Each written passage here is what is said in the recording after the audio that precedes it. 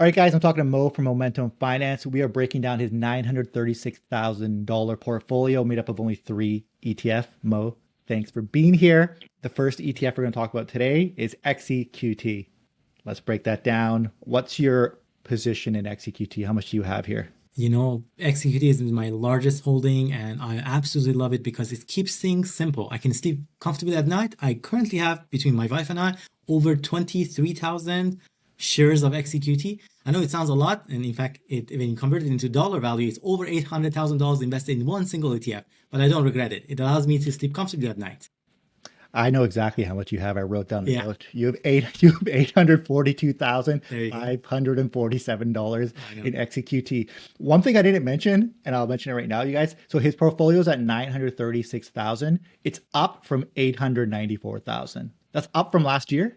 You're up that much? No, that is up within 2 weeks from the previous update. So Oh, damn. Okay, so if you go to his channel, I get all this information from Mo's channel. He's very transparent. He gives updates on these videos. So this is from his latest one.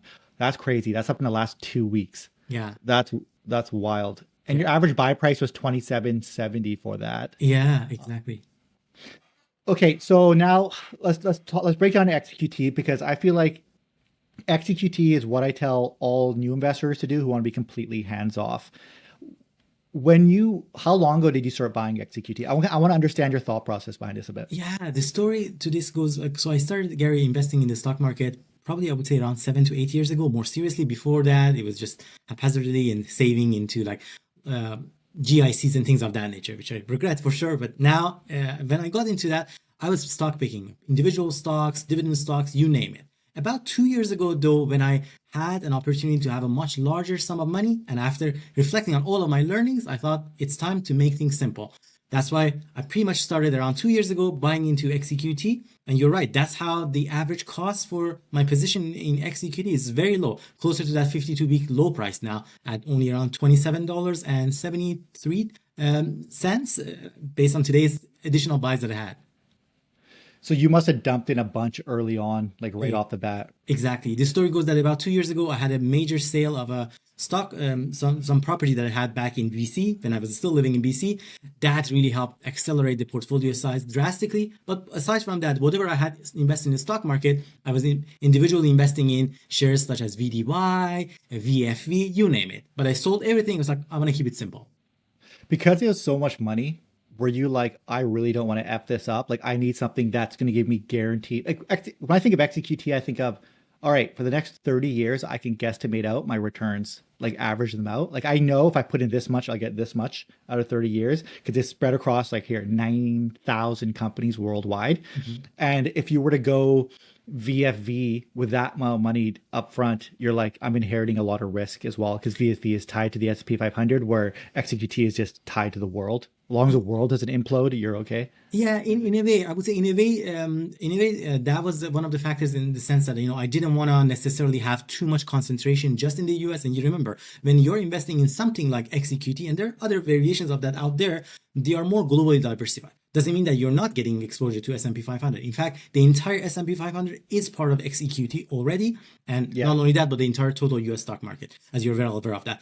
But I think it was for me a little bit of that reflection as well, understanding that if I had all of those separate components in my portfolio, I had V, like which is V as well for emerging, as well as for international, all of those, you name it, right? But then I got tempted and I was like, okay, which one should I put in more? Now imagine I am putting in $1,000 into my portfolio. Do I go buy the one that just doing better? And as humans, you have tendencies and you might not make the right decision. I thought, okay, let that be based on some sort of set target that is within XEQT, and I don't have to actually pick and choose which one. I just buy XEQT and call it a day. Yeah, I'm always tempted to do that. There's late nights when I just lay there being like, I'm tired because I'm very hands on with my like too much because I do like Yeah. individual stock picking too, and I go, Oh, do why you? do I just why don't I just liquidate everything and just buy XQT and then take a 20-year nap and just wake up and collect? Like I You'll could be just fine. do that. Yeah. But then I get like greedy and I go, I want to squeeze out all the returns and then I'll do all that. So then I'm okay. So that's interesting. So is that what you typically tell people then? Same thing I tell people who are like, hey, I don't want to be very hands-on, but I want stable returns. is XEQT just your go? It has to be, right? Look, you have It is the case. $840,000. Yeah, in fact, it's over 90% of our portfolio. And funny enough, like right now, like I think the proof is in the pudding. So what we are doing, even for my daughter, when she was born, I opened up an RESP account for her. And guess what? I'm investing in her RESP, XEQT, the good old XEQT. I'm not going to change it. And, do I have the temptation sometimes like, oh, we have like S&P 500 is doing really good. Maybe I should tilt. I mean, I definitely get the temptation. I try not to. That's where probably a little of that temptation comes through VT and VTI. But still, I try to keep it only at 10% of the portfolio. At this point, I would never go outside of XEQT. Your position is so large in it. And I think from a psychological standpoint, I would have peace of mind if I was you. Oh, being like, oh, I'm good. Like, I just have to like sit on this stockpile of cash, reinvest the dividends, and we'll get into that because I have it written down here. Your dividends from just XEQT is like 1,500 or something crazy. What is it? Yeah, so the majority of my dividends actually come from XEQT because it's 90% of the portfolio. So I would say give or take roughly around 16,000 plus of it comes from that, and the remaining comes from the other two that we will talk about shortly. But one thing, Gary, you kind of triggered for me is that even though my dividend yield, like even if you look at the dividend yields for XEQT currently is at around 2%, because I have a lower purchase price, the yield on cost is higher. So for my entire portfolio, the yield on cost sits closer to 2.5%. So that kind of also like, well, you know what? Actually, to your comment, I'm glad that I bought them and I'm going to keep it because even the dividend yield is growing over time as the price goes up. Yeah, your yield on cost is 2.7%. Yeah, on XEQT. Exactly. XEQT generates 93% of your total dividend income. Exactly. You've received already over $27,000 from it. Yeah, your annual dividend, I creeped on you hard, buddy. You did. I know more about you than you know about I you. know. Your annual dividends are $16,740, monthly yield $1,395, which means you don't even have to put your own money into this anymore. Yeah, this thing snowball, right? Yeah. It just, you are at that thing that everyone talks about is set it and forget it. Yeah. It's just set up a drip, have it just automatically just keep buying back into it. And do you contribute to it anymore, or are you just purely dividend? No, I do. Actually, yeah, I try. So between my wife and I, we are trying to get to, a larger portfolio size a bit sooner. So what we try to do, like, we aim to at least have that 20 to 30% savings rate, quote unquote, and I'm trying to, of course, redeploy them, put it back in the stock market. And what we do with that, to be honest with you, Gary, I'm going to keep it simple. We just buy XEQT. Honestly, that's what it is. With VT and VTI, the only time that we actually buy it is when we get some dividend from them. And it's like, okay, well, the dividend is in US dollars. And those are in US dollars. That's the only time we go for those. We were talking a bit about this off camera, but like you could just make one YouTube video and that would be it. But it is true. Yeah. So if anyone's heard up to this point of our conversation, you've outlined all anyone has to do. It's keep buying XEQT, keep building that up, buy it across all your accounts, reinvest the dividends. That's it. Honestly, right? Gary, investing doesn't have to be complex these days. Yeah. But I think there's one thing you kind of touched upon. You can only do that effectively if you're financially responsible on the back end. So you said you guys aim for 20 to 30% savings rate. I'll tell you a little bit about my costs and my background, just so you feel comfortable talking about like your background. I got 2 kids. I got a home. I got a bunch of other assets that I own. I got costs. I got a company that I run. There's all these costs associated. But at the same time, I actually still aim for that same rate that you have. Mm-hmm. So I'm in that number. What's your sort of situation in life? So when people are watching it, that's kind of where I come from. Do you have your wife? Do you have kids? Do you have other costs associated like a mortgage and all that stuff? Is that how you operate? Yeah. Similar in the sense that I also have a family. So I have a young daughter, only turned 15 months. So definitely being the new dad. Yeah, for sure. And I saw congrats, by the way, Gary. I know recently I saw that you hit that 5,000 subscribers on YouTube. And I think the part that really stood out for me was the seeing your young family, your, I think daughters, if am I correct? That's my daughter, but my son looks like a girl because he has such long hair. He's got beautiful eyes and we haven't cut his hair swear, so not one person, not once, has been like, "Oh, your son." There was like, "Oh, she's so cute," and I haven't corrected them, and I don't cut my hair, and so I'm not cutting his hair. So we're like, "Hey, we're both, you're pretty," and he likes to dress up in a tiara too, and he'll do ballet with my daughter. I'm like, we're really not helping the situation here. You have a beautiful family, I must say. So where I was going with this is that, similarly, have a family. I work full time for an employer, so in that regards, I do the YouTube definitely as a passion. It started back in 2019. That most recently, and early on, I was making a lot of videos, and it was easier because I was not investing in XEQT. I was investing in individual stock. That was easier. Fast forward now, we do have a good, I would say, household income. My wife currently is not working because she's looking after her daughter, but soon she's going to be going back to workforce, and that's going to help us actually bring our household income a little bit higher. We do try our very best, though, Gary, keep track of our budget, like how much we spend, and at the end of the day, see where our money is going, trying to minimize the costs that are not adding much value, and in fact, try to save and invest in things that brings us joy, like traveling. We love traveling, so we make sure we allocate enough budget for that. Yeah, I talked to Darren, the crazy Canuck investor, a lot about that. And we I think we're all sort of on the same page here. It's like not spending on stuff that doesn't give you happiness. It's like, if it's just like a social proof thing of like, hey, look how cool I am. It's like, we don't pay for that stuff. And then it's just like, if you like going for nice dinners, you like going for traveling, then just going hard on that. Like I have a Hawaii trip planned. We're going to go big on that. Fun. It's supposed to be at the end of August, but I think we're going to do it in October now because we're like, we don't want to die in the heat. So we're like, we'll go in October. So we're like, we'll go in October. But like things like that. So that's good. So like your budgeting, you must be dead tired too, hey? Because you said your daughter's 18 months? 15, yeah. 15. 15 months and you're working and then you're trying to pump out videos. I just know that for me, I don't know if anyone is not a father or a mother out there, gosh darn, those first 12 months are hard. Yeah. You know what? It was a kind of a lifesaver for us. Initially, we were like, oh, this is so tough. And our daughter, for the first few months, not only for first few, actually, even up until probably for a few months ago, she was so used to, like, she was kind of sleeping with us in the room, initially in her crib, but ultimately like, no, I'm staying with you pretty much. I mean, she didn't say it that way, but that's the sense that we're getting from. She's communicating. Yeah. But then some of our friends told us, like, you got to stop this. This is not going to be sustainable. You got to actually change it. And no better words have been told and shared with us. It was tough, but ever since we changed that, our life has changed. I feel like, I have a lot more time now compared to what I had before. So yeah, I cherish those moments. Yep. And that photo you saw, like, I think it's just like it's me actually laying on the floor in my living room with my dog and my kids. That's essentially how I look when I'm not working. That's how I am. I'm just a dad. My hair is a mess. I'm just in whatever and just laying around with my kids. That's amazing. You're definitely a family guy, I can see. And I know before the call we were chatting a little bit as well. Yeah, family first, then work and income and stuff. And you work even harder though because you got the family, so it kind of feeds into each other. So right? Yeah. All right, let's move on to number 2, VTI, the Vanguard Total Stock Market Index Fund. I'll give you guys some breakdown here. Your allocation is $43,649, but this is USD. This is 4.7% of your portfolio.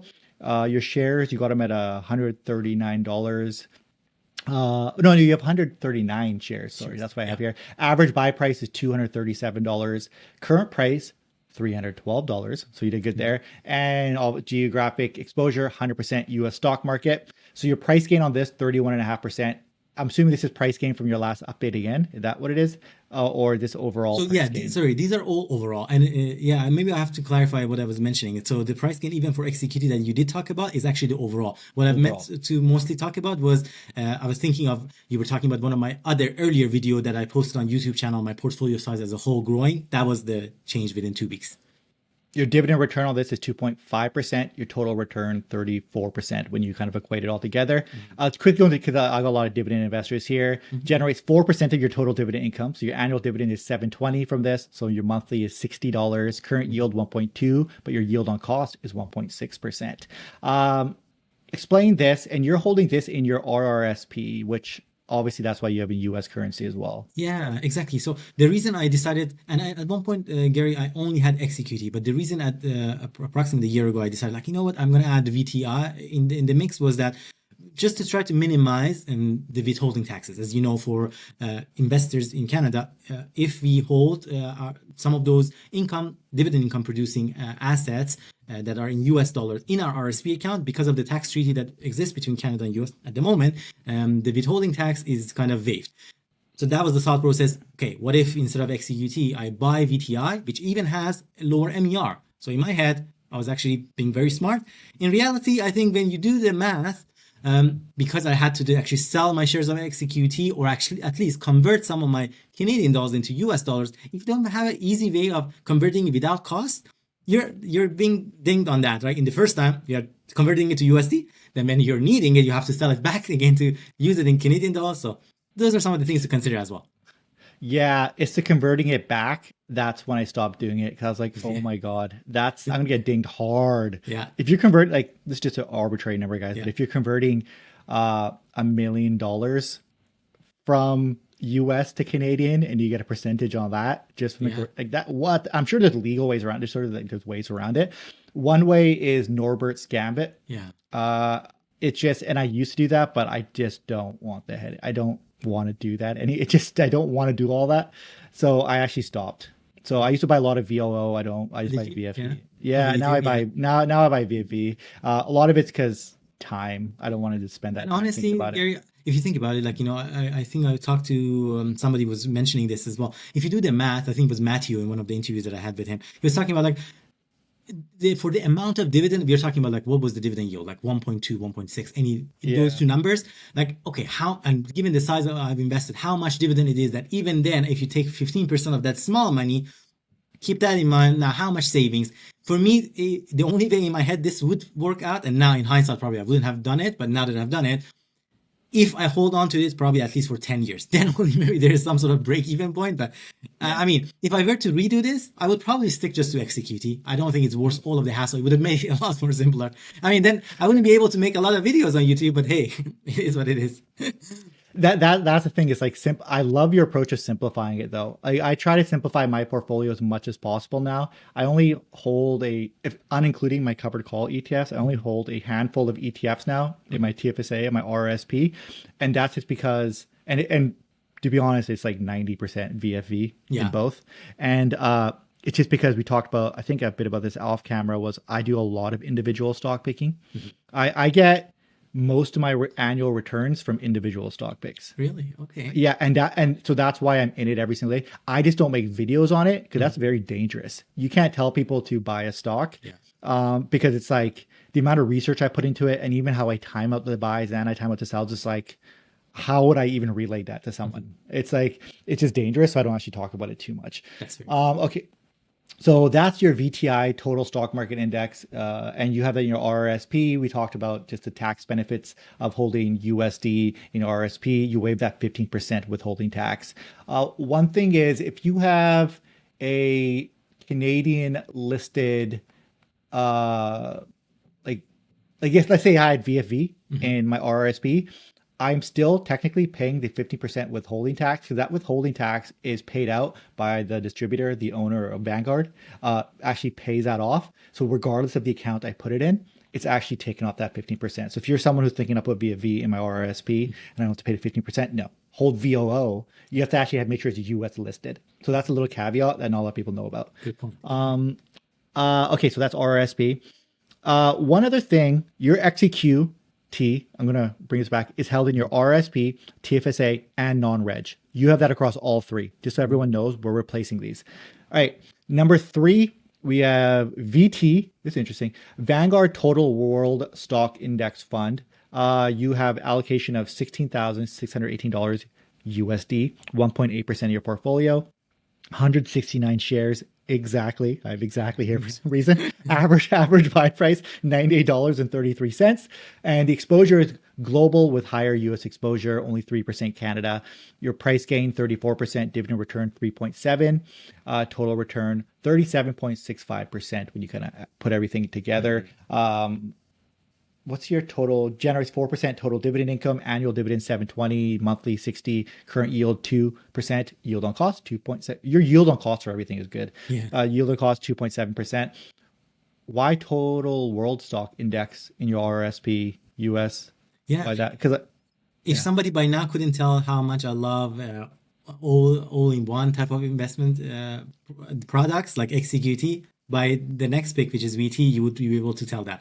So I would yeah, say it goes back to my thought process of, okay, in my RRSP, I want to try to kind of minimize tax burden. And, VT, because a large portion of the funds within VT, which is in US listed, are from Canada. My thought process was like, well, those dividends, if I were to capture them through a fund such as VT, those portion of it would be waived from withholding tax, which I believe that's the case. But more importantly, I think it goes back to my love of XEQT. VT is very much similar to that, except that here, as you pointed out, Gary, the exposure to Canadian stock market is a lot less. It's only at 3%, which is at par with the size of Canadian stock market as a whole when they come to like around 3% of the global economy and 3% in terms of stock market. That was the thought process. If I were to go back in time and reflect back on these holdings, probably I would first, the best case I would go with, probably I would only keep shares of XEQT in everything. But if I had to yeah, pick another one, I would probably only pick VT. Makes more sense. It's because it's the version for XEQT, US dollar version in an RSP account. yeah. Yes. Yes. Actually, that makes sense. Yeah, that makes sense. Let's. I have another one here. Not a whole lot. You can probably talk about this, but I know you're really active on Blossom. Mhm. You have a small allocation private investment in Blossom. That's a social investing platform. I'm pretty new on Blossom. I opened up a account a few months ago as well. Um, say what you can about that. I know that's private investment and Yeah, stuff, but yeah. So Blossom has been around, I would say, for a while now, and I joined Blossom approximately 2 years ago. Early days, Gary, like for a long while, I was hearing from other content creators like, "I'm on Blossom, follow my portfolio on Blossom." I was like, "What is this? What's mhm, Blossom?" yeah, And ultimately, I was like, "You know what? Let's give it a try." And I joined, and I absolutely love it. The It's actually, so for those folks who may not be familiar, Blossom is essentially a social investing app. Think about it as a social media app, but geared towards investors. And they started in Canada, they expanded to US, and right now they are in 32 other countries as well. So, and very soon, hopefully, they're going to expand to the whole world, right? So that's, I think, some of their ambitions. The big thing with Blossom is that you get to engage with a lot of amazing investors. You get to track your own portfolio, connect your kind of stock brokerage through there, see exactly what people are buying, what they're selling, and hear their thought process around it. Like if I see Gary bought certain shares or dumped certain shares, I can ask, "Hey Gary, why you sold this?" And kind of you take it from there. Have been Blossom, as I said, for the past 2 years, and really love it.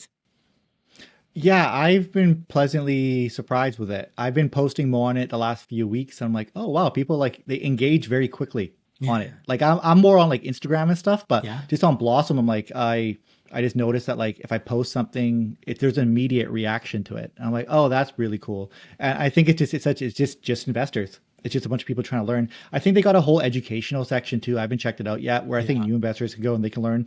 So yeah, check it out. Yeah, yeah. And check out Mo's portfolio, because I know all your stuff is synced, but all you'll see, guys, if you go to his portfolio is XEQT. Yeah, Well, yeah. so I don't Most of know. mine is there. Yeah. There you go. You'll see that. All right. So let's see what we have here.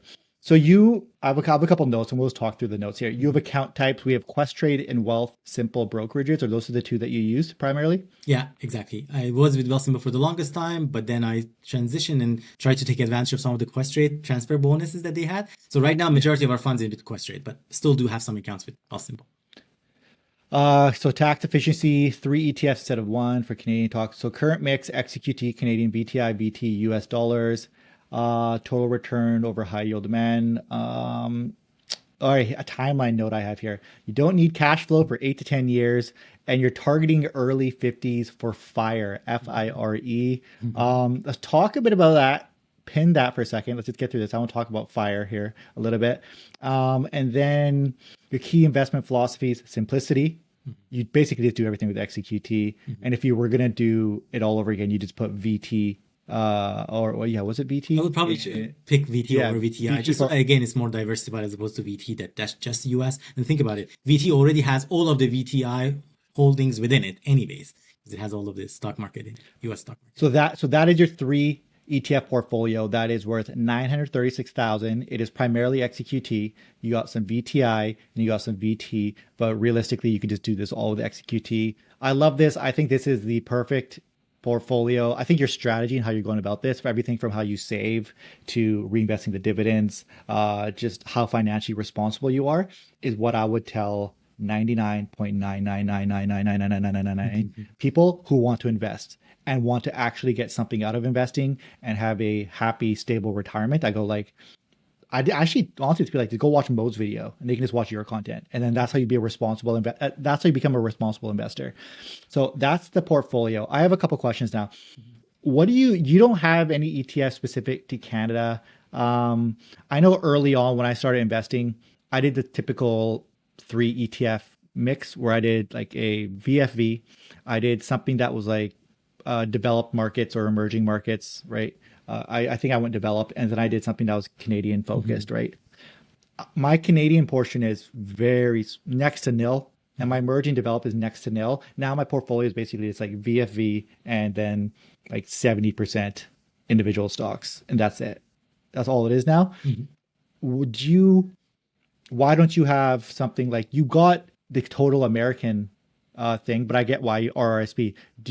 How do you feel about the Canadian market? How do you feel about people who buy ETFs that track, the Canadian market in itself? I feel like it's actually the personal finance, Gary, can be personal. I would say that, and I know it sounds like a cliche, but I truly mean that. I think that's the case, and I think depending on where investors are in their journey, in terms of their age, in terms of their knowledge of the market and their preferences, there is money to be made in different markets, and I think. In fact, I think this year Canadian stock market has done quite decent. I know, for example, just sharing a little bit more personally for my mom, I know she's at a stage whereby she's at retirement. So when I was trying to kind of convince her that, investing just in GIC is not going to cut it, and maybe she needs to have some exposure to the stock market, I felt like for her, knowing a little bit about that regular cash flow coming in was a little more palatable. So for example, for her, I was trying to tell her a little bit more about her Canadian-focused dividend-paying ETFs like VTY and XEI, and that actually was something that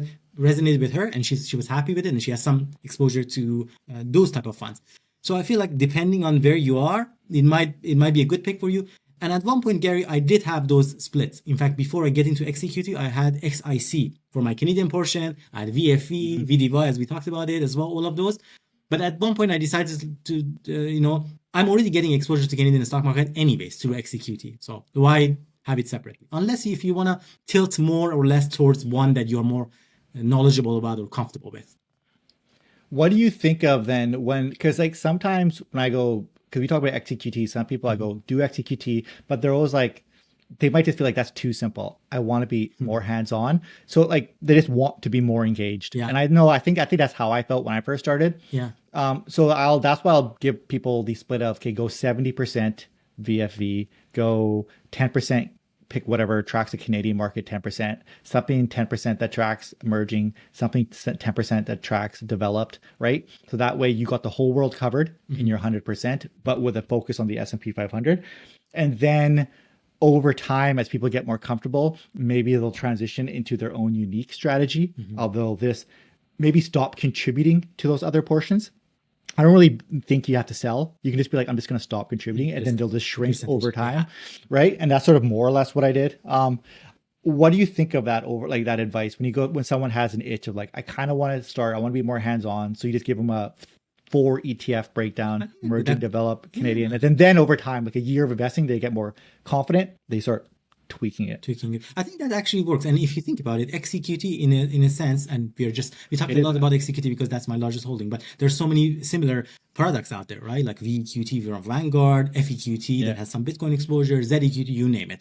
Long story short, all of these all in one, in a sense, they're doing that job of holding the underlying pieces of the puzzle, but they're just doing it for you. So in other words, to answer your question, Gary, I feel like there's nothing wrong with the approach that you are pointing out as well. Like I think that's totally fine. It depends on, like, for example, an investor might want to, hey, I want to decide how much of a US exposure I want to get versus Vanguard or BlackRock, they tell me. So I feel like that could work. There's so many different ways to get to the finish line. I feel like it. Yeah, because like what I just outlined is just XEQT.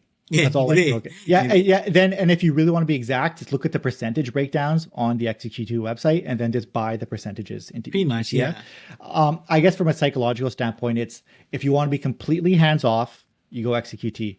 if you want to be someone who becomes like a decent investor or like actually more hands-on, then start with like that 4 ETF portfolio, mimic the XEQT split, like see how they're allocating into each geo, buy into those percentages, and then over time figure out what works for you. I personally like the US market. I like individual stocks. So I've gone into my own sort of personal thing, Yeah. but everyone has their own their own way of investing that, not one size fits all. The other note I have here is, and I was interested, we talked a bit about this off camera, was FIRE, FIRE. I hear about FIRE movement. I've seen a couple of your titles on your YouTube video, FIRE.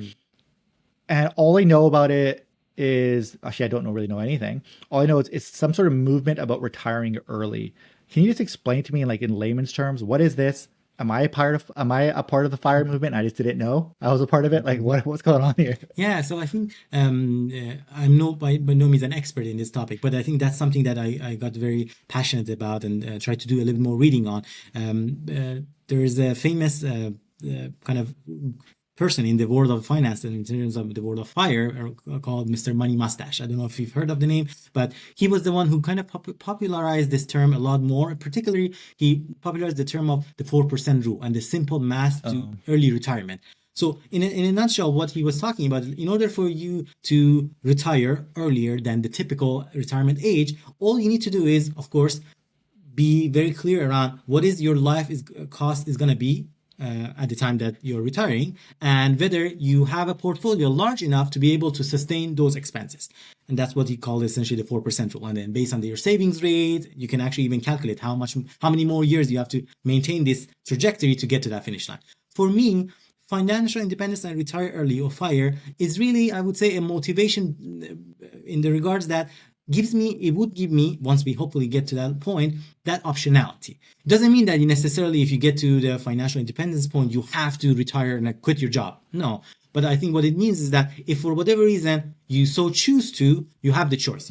I will borrow a term from J.L. Collins. He has a famous book called The Simple Path to Wealth. And for him, in his book, he talks a lot about simplifying to ETF investing, and in his case, mostly in the US stock market. So in one of the chapters of his book, he talks about by pursuing this path to financial independence, retire early, you get to have enough FU money, whereby it gives you the choice so that you're not slave to other people and their decisions. You can actually decide to kind of call it a quit if you decide to so choose to.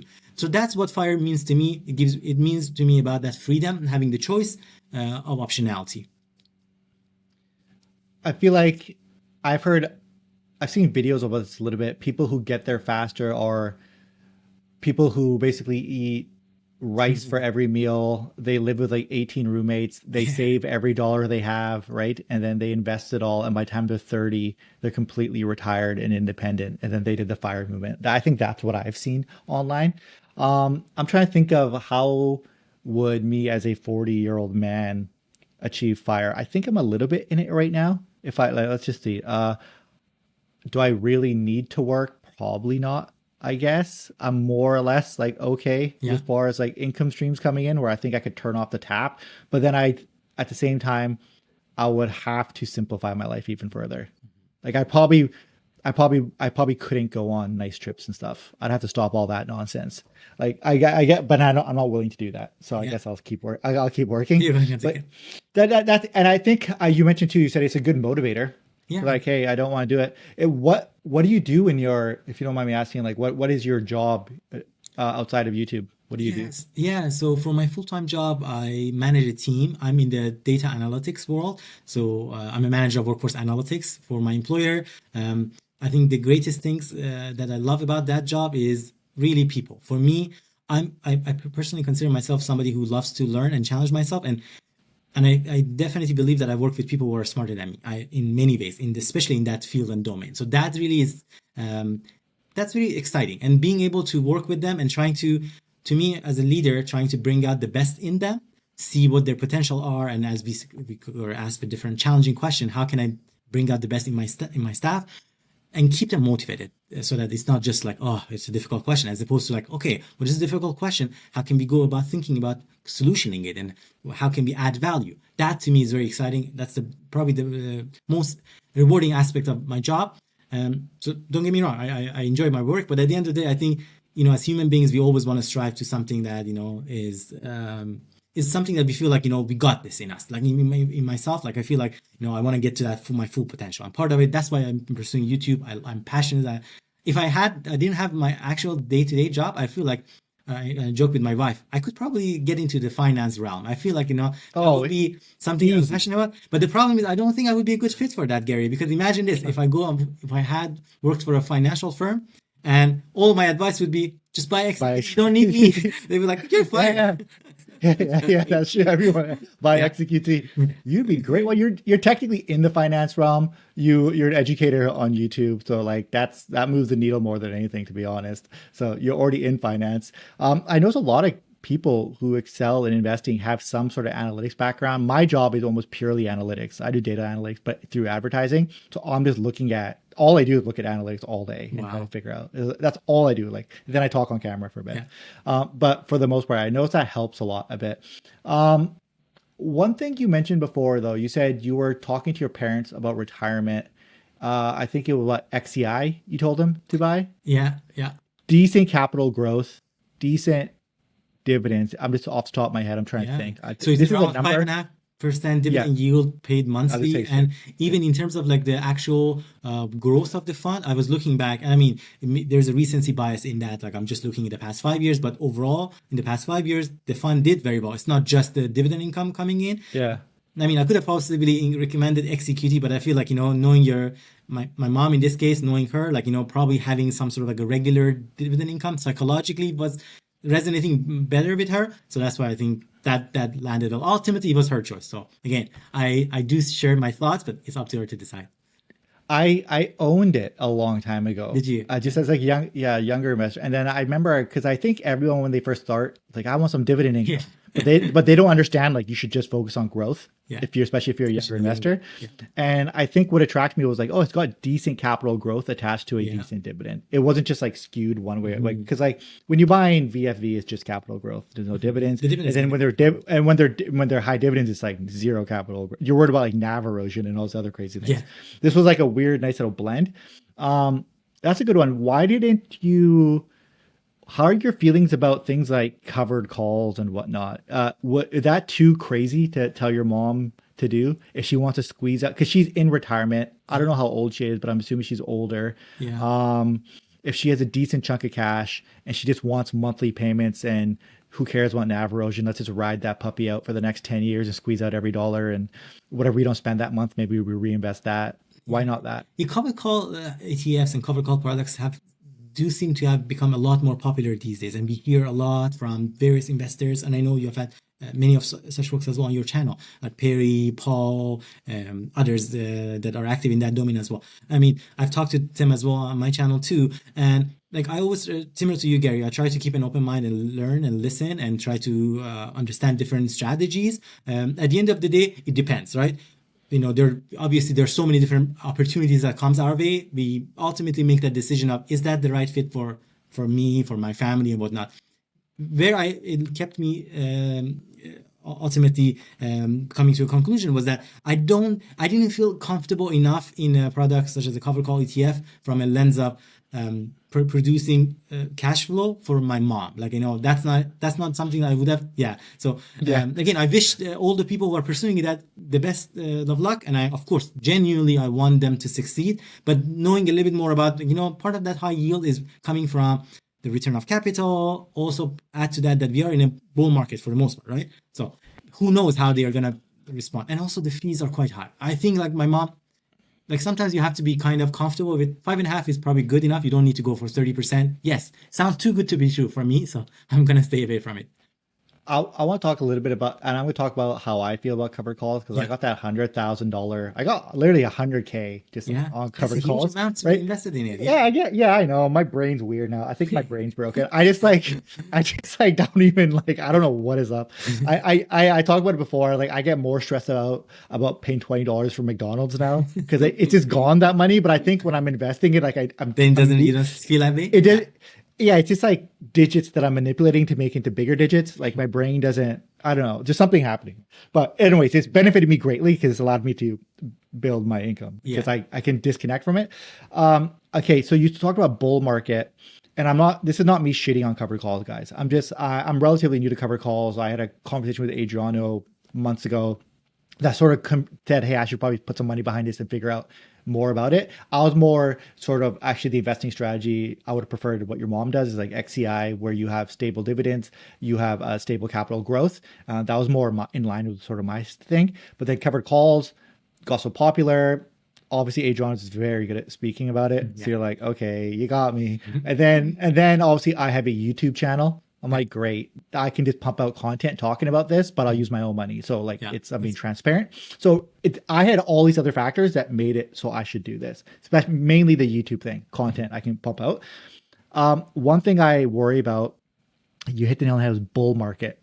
I'm going, God damn it. Like is this the best it'll ever look? And I'm just waiting for the house of cards to fall down. And if I like with NAV erosion and all that return of capital, I have this feeling, and I've been investing for a while, of like, if I don't keep reinvesting my payouts, this thing will dwindle down into nothing.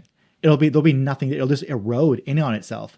It's like, but then what's the point of having this? Isn't it the whole point of having cash? Yeah, use but if cash. So, like, what is going on? Kind of a dilemma, right? Yeah. That and yeah. Sorry, go ahead. Yeah, it's a tricky one, right? It's one of those ones that is really hard to know. So how do you kind of make peace with that, Gary? I haven't. Yeah. There's no peace. No peace has been made. Zero peace has been achieved by this man you're standing in front of you. Right?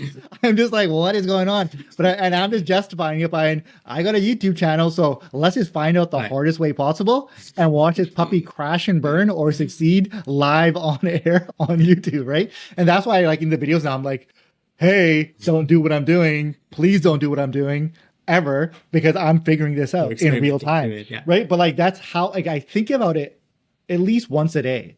I think about it. And if I didn't have the YouTube channel and I didn't feel like there was such crazy inherent value of watching someone actually do it, really, like, I feel like there's real value. It's like, don't buy any of this stuff right now. Watch me do it and just kind of see what happens, because something bad's going to happen. It's happening soon. And I can feel it. So I'm waiting for what happens to my account. And with my 100K, I haven't been reinvesting in back. Like, I keep it topped up at 100K. Yeah. But because it's in non-registered, I have taxes I got to pay on a lot of this stuff, right? So I'm not reinvesting. Like, the money that I'm getting paid out is just sitting there. I'm not putting it into another stock, or I'm not doing anything funny with it. Yeah. I'm just like, I'll let a little bit of inflation eat away at it, but it's going towards taxes, and it's also going towards another emergency fund. I'm just kind of building up. So you're keeping which I have cash, right? Essentially, just cash. It's pure cash. It's just sitting there. So go for towards taxes and a rainy day fund, and that rainy day fund is being built up just by other income streams I have. So that's getting built up really fast. So now, and because this 100K was just a rainy day fund I had, it was going to go on a GIC or high interest savings, and I thought I'll just do it on this. So now I'm building up a second one. Interesting. So, and then once I have that second one built up, I'd be like, now I'm really just gonna like. Then I'm just going to turn on the nozzle and see how high I can get this thing to go. But my big thing here is that it's like, we talked about this. I have UMAX. I bought UMAX months ago. I don't know, like 6 months ago. I don't know when I bought it, but I had originally 50K. If I were to sell off the whole 50K I had, I went down to 35. I would have been that 50K would have been worth 48,000 at this point. With the distributions coming in and everything. No, distributions would have been like $500-600 a month. So I would have been up a little bit. But if you think about it this way, if I reinvested all of that, I'm not technically making like $600 a month.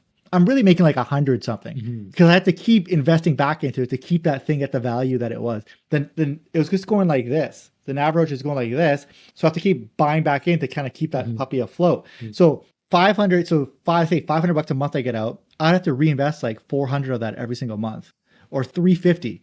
So I'm not really getting that. It's like, I don't need all that. Why don't I just take that 50K? I bought a bunch of stuff during the dip. So this is how I actually make money, guys, and don't do what I do. Disclaimer. April dip happens.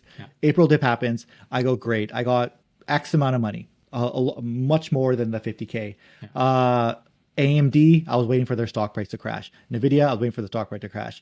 I even bought Tesla, which I never buy, because I don't know enough about Tesla, and Elon makes me scared. It crashed. I went, great. put in my money, sold Tesla within 6 weeks, got 65% return, or probably a little bit less than that. AMD's up 80 something percent. Nvidia's up 70%. One of my stocks I bought is up 113%. Oh, wow. Right. So my portfolio, when I was looking at it, I was looking at it yesterday. My entire portfolio, just from the last 12 months, and there's been a market crash, is up 40 something percent. Oh, wow. Right. So you're like, whoa. But last time I did that much of an income push was during the Facebook crash, during the COVID crash, during a small Google crash.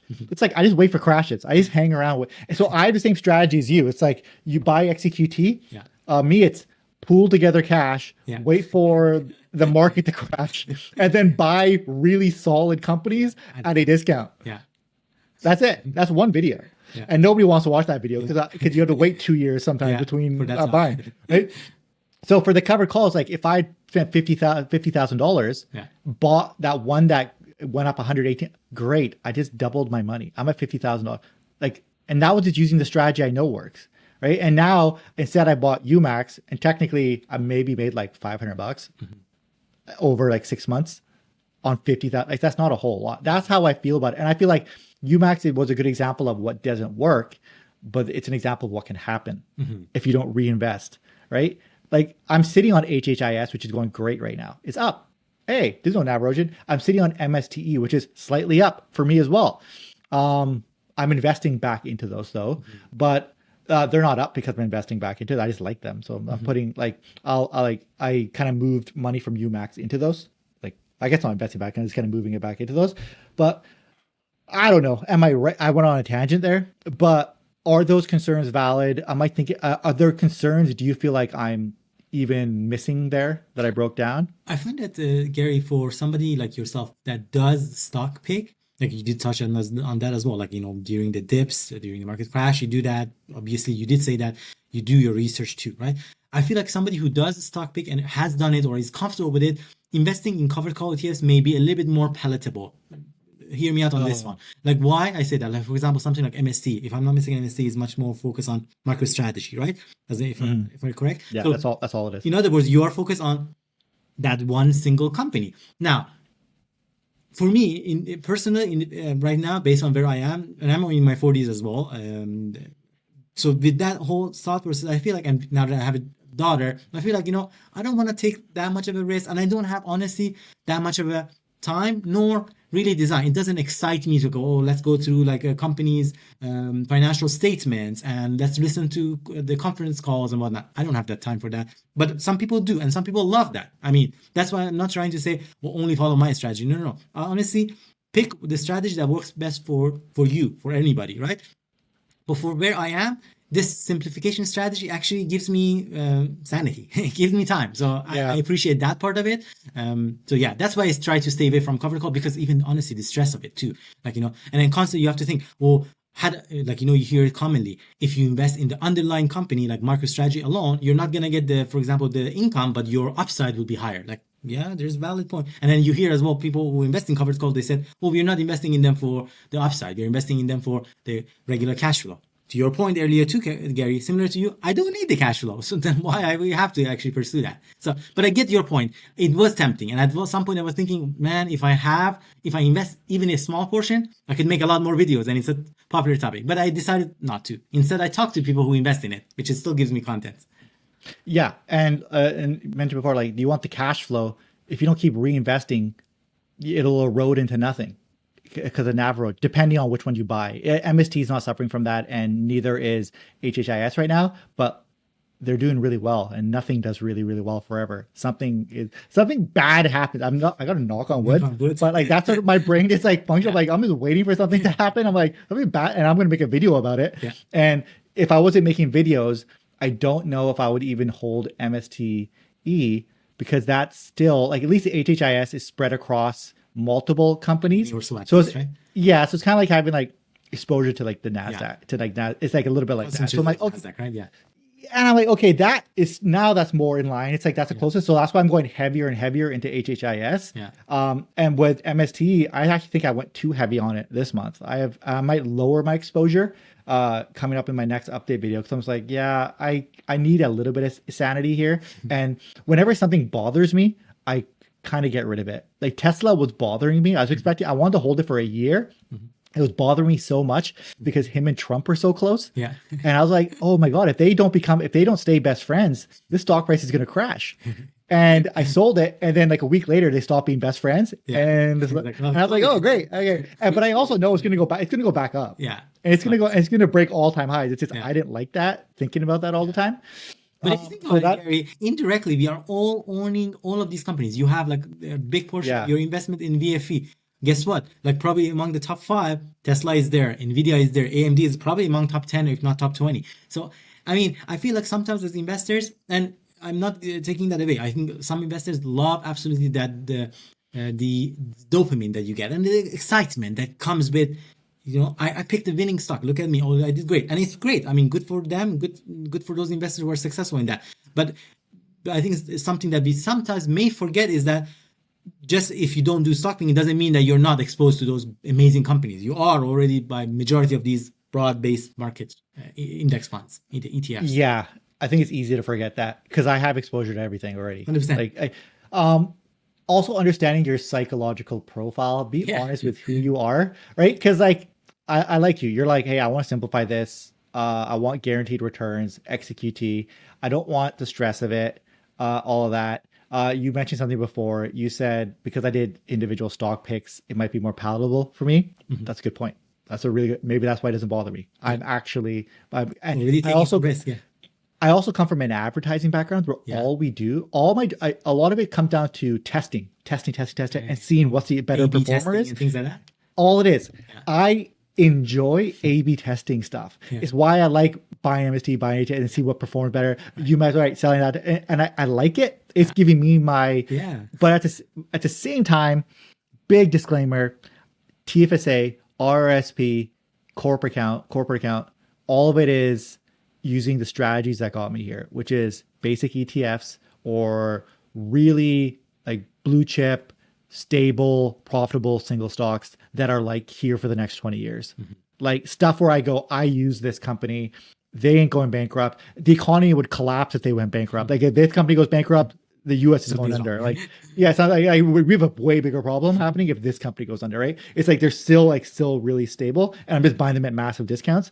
So if I didn't have that in line as well, even without YouTube, I would not be buying the covered calls because I have this whole foundation. I have my retirement set up outside of this thing, and this thing is just a sliver of my portfolio that it is giving me multiple benefits outside of just cash generation. Right. I haven't used $1 yet. Yeah. Right? It's almost like an extension of your advertisement expertise, but applied in a portfolio format in covered call, as an example.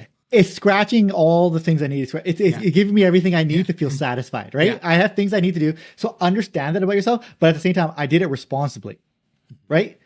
These things can crash. The house of cards can fall, and I'm not gonna be like, oh my god, now we're broke. It's like, oh, okay, well that didn't work, and then I just go on about my day, and that's what it is. So I think understanding the risks before you invest is really crucial for investors. And I think sometimes they get really excited. Especially with the covered call stuff out there, you'll watch the videos pumping it up, being like, oh, I made $10 million and I made $20,000 a month. And it's just like, they did not talk to you about what I just mentioned of, yeah, you got to reinvest all that because NAV erosion is so bad. And by the way, there's return of capital and just understand the tax implications and all this stuff. Like no one talks about that enough, where it's like, if you really want to be an investor, you have the strategy. Being as boring as humanly possible when it comes to investing. Pick XEQT or simple 3 ETF portfolio. Save 20 to 30% if you can get your life formatted in that way, and set it and forget it for the next 20 years. And then in retirement, do what you want with it. Convert it into a higher dividend paying portfolio or just withdraw 4% and do that. But like I said, that's boring and most people don't want that. That's the thing. Like a lot of people don't like that boring stuff. And I must give it some shout outs as well, Gary, if I may. Like, I know that one of the amazing blossomers that really let me know a lot more about XEQT. And I was very curious. I was asking them a lot of questions before I actually got into it. Was KYT, Carr. He's on Blossom as well. Like he has his 100% of his portfolio in XEQT. And we have other amazing blossomers like him as well. But where I'm going with this is that sometimes simple may not get a lot of attention or a lot of like, wow, like look at me or look at this. But as long as it does work, honestly, I feel like, it is a good path alternative. That's what I'm doing. And I'm really happy with it. The past 2 years has been probably the most comfortable I am sleeping at nights with my portfolio. Sleeping at night. And that's what you got to consider. How comfortable, like where can you go to bed and actually have a good night's rest? Right now, I have relatively good night's sleep, right? Yeah. You probably didn't if you have a young kid for the first 12 months, but now you do. You got that problem. Yeah. So you're again. But with XEQT, it's one of the things where unless the world blows up, and this is simplifying it, you will always make money off that. You will always get a return. Like how do you not? It's invested in 9,000 companies across the entire planet.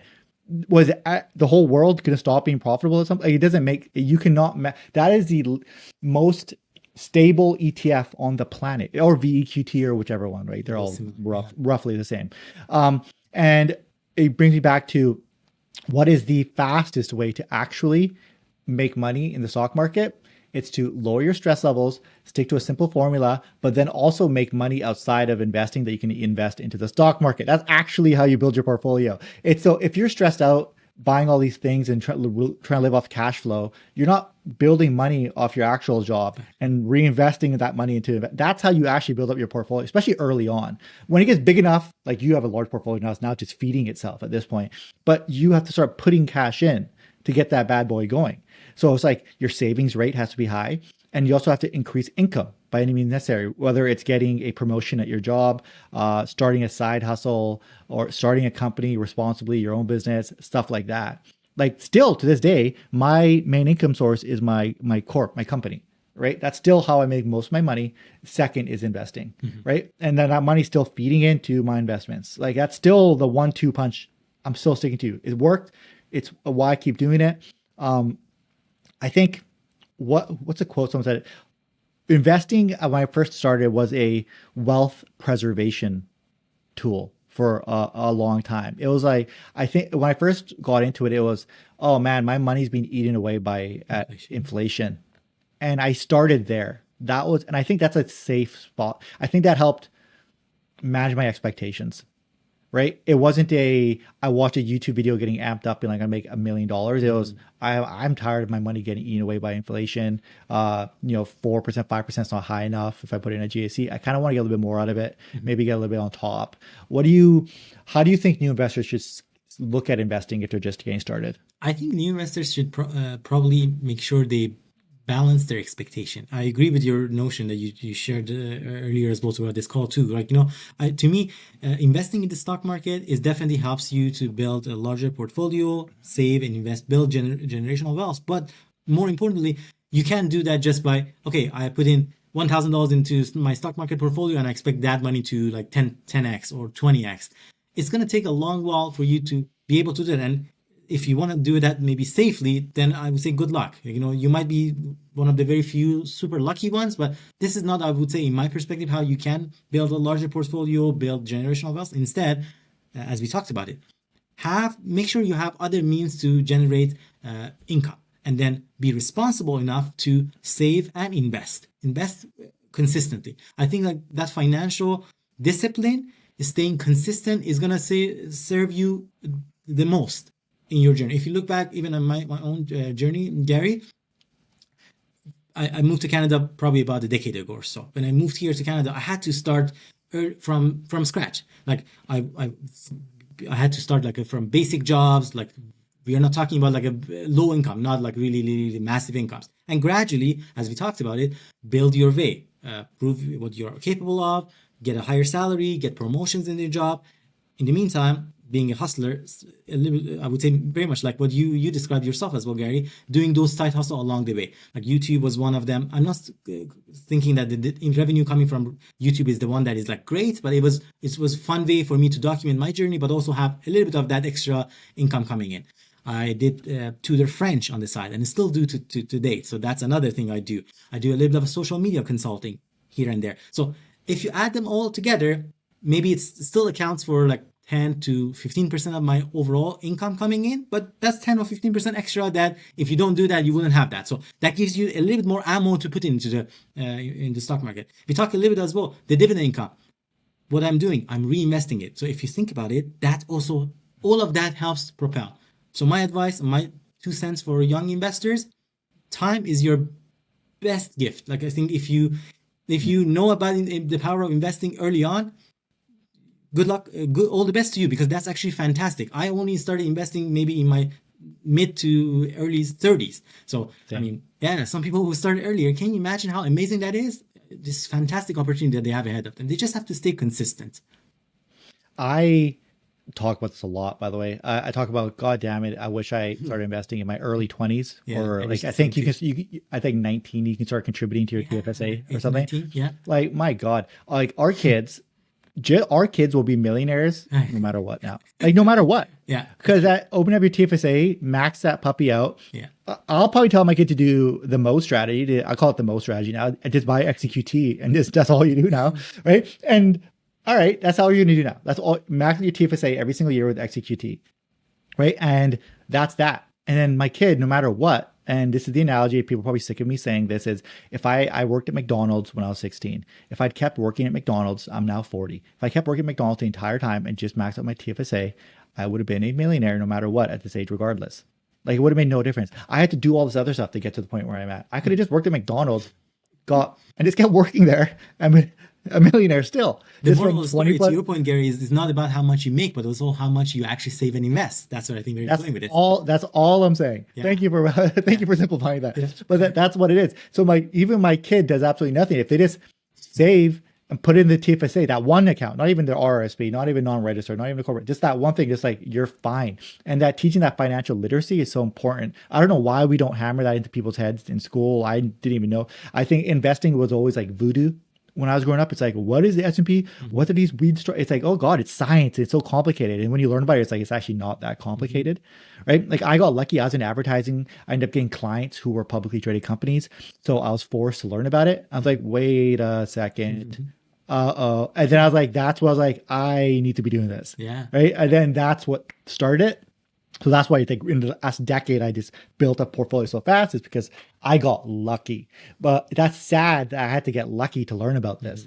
I would have never, the universe gave it to me, but I had no one else in my circle. It was not your path that it happened. But I think, like, if you think about it, like, I mean, there might be some incentives for financial institutions back in the days to not make it sound simple, because if it's simple, everybody would do it and they don't need banks or financial institution services. But these days, I mean, thanks to Blossom, thanks to a lot of other similar educational platforms that we are on, I mean, I feel like, financial institutions have already learned that, they have to kind of not make it too hard, but guess what? They come with new type of products. Oh, did you want, like, I mean, I'm not trying to bash cover, but hey, you want income? Well, here's 1 million new products that we're adding in, and guess what? We only charge 2% on it. Again, I'm not saying they're necessarily inherently bad, but I think for investors, you have to, especially if you're a young investor, make sure you educate yourself, because otherwise it's just like you're blindly going in. Oh, it's a candy store. Oh, shiny candy. Oh, I want a little bit of this, a little bit of that, a little bit of everything. Before you know it, your portfolio is out of whack. General rule of thumb is, if it sounds too good to be true, it's too good to be true. General rule of thumb is, and this is coming from the guy with 15 years of advertising, everyone's trying to make money. So just know they're telling you what you need to hear without getting sued to make money off of you. Right? So be highly skeptical, especially when something is like, oh my God, I'm gonna make this much money. Underneath that is a wave of cons that you have to look at, that you then have to come to terms with and go, is it worth it? Right?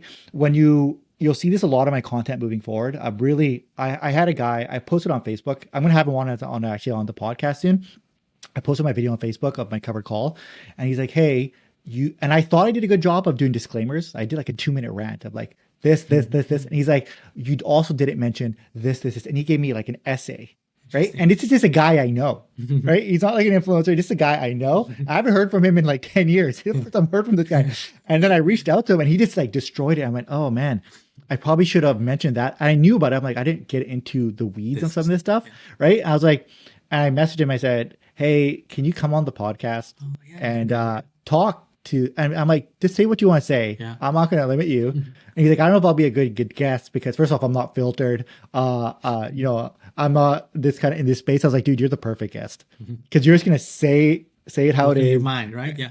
Yeah, and you don't even care. You don't really care how anyone looks like views you. So I'm gonna have this guy on probably in the next few weeks. So if hopefully he actually agrees. Maybe if after he watches the interview, he'll be like, no. So, but that's just a normal everyday Joe. But I guess the point I was getting at was like, don't believe everything you see online. If it sounds too good to be true, it is. Mo's transparent. He tells you what's what. I'm doing my best. Bear with me. I'm a little bit newer to YouTube. I'm trying to make sure I do miss things. So I'm trying to make sure I have all those disclaimers in. It kills your retention technically. And I want people to know this. A lot of times when someone is doing a YouTube video and they're like, this is $1 million. You're making all this money. And they talk about all this great stuff. They're incentivized not just by the company, by the algorithm, because they know you're going to watch their 10-minute video all the way through because you're hyped up the entire time.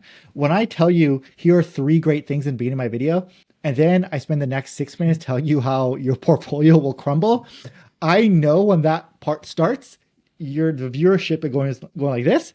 And I know that YouTube is not going to serve it now because it drops off and I reach less people. But then you have a social responsibility to do that. So I actually put essentially I'm capping how many views my videos will get by adding in those disclaimers. But you have to do it because then you mentioned before, can you sleep at night? I would feel horrible if I wasn't giving everybody the full details. Obviously, I'm going to miss stuff in some videos and I'll make up for it in other videos, but hopefully the body of your work will tell the whole story of what's happening here because it can get a little bit complicated. But that's another thing. So with like covered call strategies, and I think I want to hear, we talked a lot about investing. I want to hear a little bit more about yourself because we talked a bit about this off camera. I'll just talk about being Indian a lot off camera. And you're saying you're from Iran. Yeah. You immigrated here 10 years ago. Yeah. You immigrated from Iran straight to BC. No, actually, I was doing my postgraduate studies in Malaysia. So I was very fortunate enough to live in Southeast Asia in Malaysia for approximately 5 to 6 years and loved it. I was living in this island called Penang, and apparently it's one of the top list of islands that many people choose to retire in. It's a beautiful island, lovely people. I love the combination of cultures because Malaysia is also very, I would say, diverse in terms of cultural background. So I love that. Then was fortunate enough to finally got the permanent residency and then landed in Vancouver in spring. And I kid you not, it was, I think, early spring, around March time. And I was like shivering the day that I landed. It was like, oh, it's cold. I mean, compared to Malaysia, which is always very hot. And now fast forward, I live in Alberta. So, I mean, coming from there all the way to Alberta, yeah, it's a huge change. Yeah. Why did you go to Alberta? Just because it's cheaper there, job opportunity, you got a good job there as well? I would say a combination of all of that, family reasons, and then job opportunities, everything worked out perfectly. And I love it there overall. I would say in terms of the cost of living, like for example, house ownership and whatnot, definitely when I compare it to BC, it's a lot more affordable. And I've seen actually a lot of people coming in from Ontario now. Like we had in the news that last year, in terms of the amount of people that moved into Alberta interprovincially, it was like massive compared to all the past previous years. So yeah, it's a beautiful province. We have a lot of national parks and beautiful spots to visit, but Canadians are amazing people. I mean, no matter where you I would have been in Alberta no matter what if I hadn't gotten this house before the housing market exploded. Yeah. So I got the house for the same price as a condo, essentially, and it's a full-out house, right? Yeah, so like I'm in my basement. So my whole basement, I don't rent out my basement. So I have 2 one-bedroom suites. Yeah. And the one-bedroom suite is my office. Yeah. The other one-bedroom suite downstairs is just for guests when they come. Yeah. And then we have upstairs, right? And I got it essentially at the price of a condo now. Yeah. So that gives you kind of, I don't want to say the actual number, but that gives you an idea of like how cheap it was. Yeah. But if I were, even in the last 10 years going like, I want to start a family, build a life and actually live, because like have a chance at having some happiness in my life, is I would have gone to Alberta, bought into there, done it that way. And I always think about this. I go like, but BC's got lakes and it's got water and all this cool stuff. I go like, how often am I Actually, leaving my house? Like I'm never really. With kids you do more, yeah, granted, but I want to talk to people from Alberta. There's plenty of like creeks and all that kind of yeah, stuff. There's plenty of stuff to do. You always find stuff that's local, 100%. right? But like it's not like that. It's not. It doesn't justify paying as much as people pay to rent here and to buy a house here at this point. It's just so crazy. I don't know how anyone does it. It is very expensive, and I feel like sometimes I feel like Gary, like I'm thinking about my daughter. Like by the time that she maybe gets to that age, let's say 18, 20, or even like a little bit older, like I can imagine how is the market for housing is going to be for them. Like I mean, good thing is that I think we are responsible parents. We are setting them up for success through their RESP accounts, and I would suspect that maybe when they get closer to those age, we will have hopefully enough of wealth to be able to help and support them. But I can only imagine, like it seems like it's getting harder and harder. The way that the economy is moving, right? I'll talk a bit about that a little bit, and I'll just tell you what my plan is. This is a Yeah, dad to dad. yeah, Okay, so I, I have a bit of a head start over you because you immigrated here 10 years ago, hmm, right? I bought my place before you even immigrated here, wow, right? yeah, So like that's sort yeah, of giving you like that's what I mean by head start. Not head yeah, start in education, not head yeah, start in anything else, other yeah. than just I was already in this market Okay, before you. yeah, So I had the house to leverage off of immediately because I got it for so cheap, which means I can turn that into more assets, right? That's all we're talking about here. hmm, So my thing with my kid was I had the same thought as you. Was like, I don't know what my daughter and my son are going to do hmm, because they won't be, even if I give them like, even if they have their $1 million in their portfolio, and even if let's say they become doctors and they make hmm, $250,000 a year, yeah, they still can't buy anything.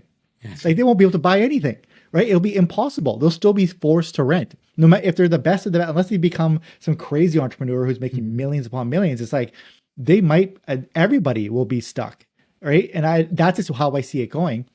So I'm like, all right, dad mode is I'm going to get hmm, all that stuff figured out for them now yeah, because I don't like investing in real estate because I don't see in Vancouver because I was like, I don't see like it's just you don't make money off of it. You're break even at best, right? You are break even at best. All right. If there's any little bit of money that gets put aside for when the water heater or hmm. The the maintenance water, of all that. it's all that stuff Yeah, breaks, right? Oh, you need a new roof or all that. Then you got property tax, you got utility tax, you got all this other stuff. I'm like, that's where all your money's going. And then you're like, you're break even for 30 years kind of thing. But then I am looking for another place because I was like, well, I'm going to give this house to like my daughter. She can just hmm, have this. I'm like, I have a son. I have income set aside for an investment. I'm just kind of looking around. hmm. I'm only getting it for maintenance. I'm only taking on that extra stress so then my son can inherit it. That's the only That's thing. very thoughtful. Just so, what else am I gonna do with my time? I got nothing else to do. What do I need? Like, who gives a shit? Like, we have kids. I brought them into the world. Yeah, They didn't ask to be born, yeah, right? I'm not gonna. You know what's thoughtful is my parents immigrated here from India.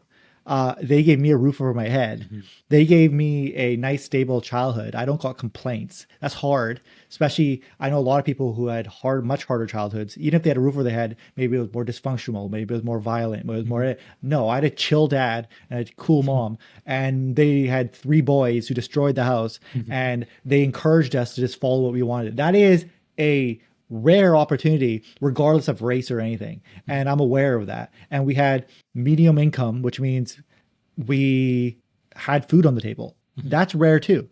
And I knew where my mom and dad were gonna be every day. They both worked full time. One is like all these things is like fundamental to success. Like those things, and I know those don't come easy to everybody, and people aren't born into that.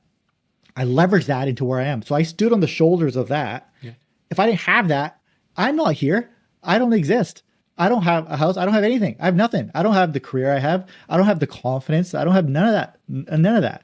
I owe it directly because they went out of their way, dead tired, making low paying jobs to show up for me and struggle and sacrifice for me. They never bought themselves anything. They never did anything. All their money went into trying to buy a house for themselves and trying to give money to the kids for the best life. They didn't spend a goddamn penny. They didn't spend any money on themselves. You know how it is, hmm, right? So who am I then to go, oh, thanks for this golden ticket.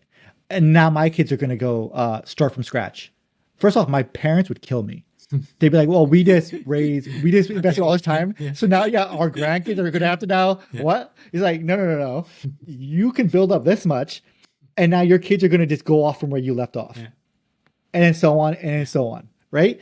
You make sure that they're not asshole children, So when they turn 18, they're not just They're not dickheads like who are like, spoiled or anything like that. You want to make no, I sure don't they get, know the value of money, but at the same time, dude, we're both in finance. We're gonna have the most financially yeah, literate kids on the I goddamn think so. planet. Yeah. They're gonna have great credit scores. They're gonna know how to invest, save. They're gonna understand the value of a dollar. They're gonna know what hard work feels like, right? Because we've had to work our asses off. You think my kids can get anything? We had a technical issue. Now we're back. So as I was mentioning, is like I'm doing this specific strategy for my children because I'm building off back my parents, and I'm in a position where I can do it. But I'm only in the position it's because what I was basically my parents created an environment where I could do that. Now that to stop myself from being like everyone should do this. No, everyone should not do what I'm doing. If I immigrated here from India, I'm first generation. You know what I'm doing? I am working my ass off and I'm just trying to show up for my kids, just like my parents did. Show up for them. I'm gonna hang out with them when I'm dead tired. I'm gonna make sure there's roti on the table. So roti is an Indian food. There's some sabji, there's some dal.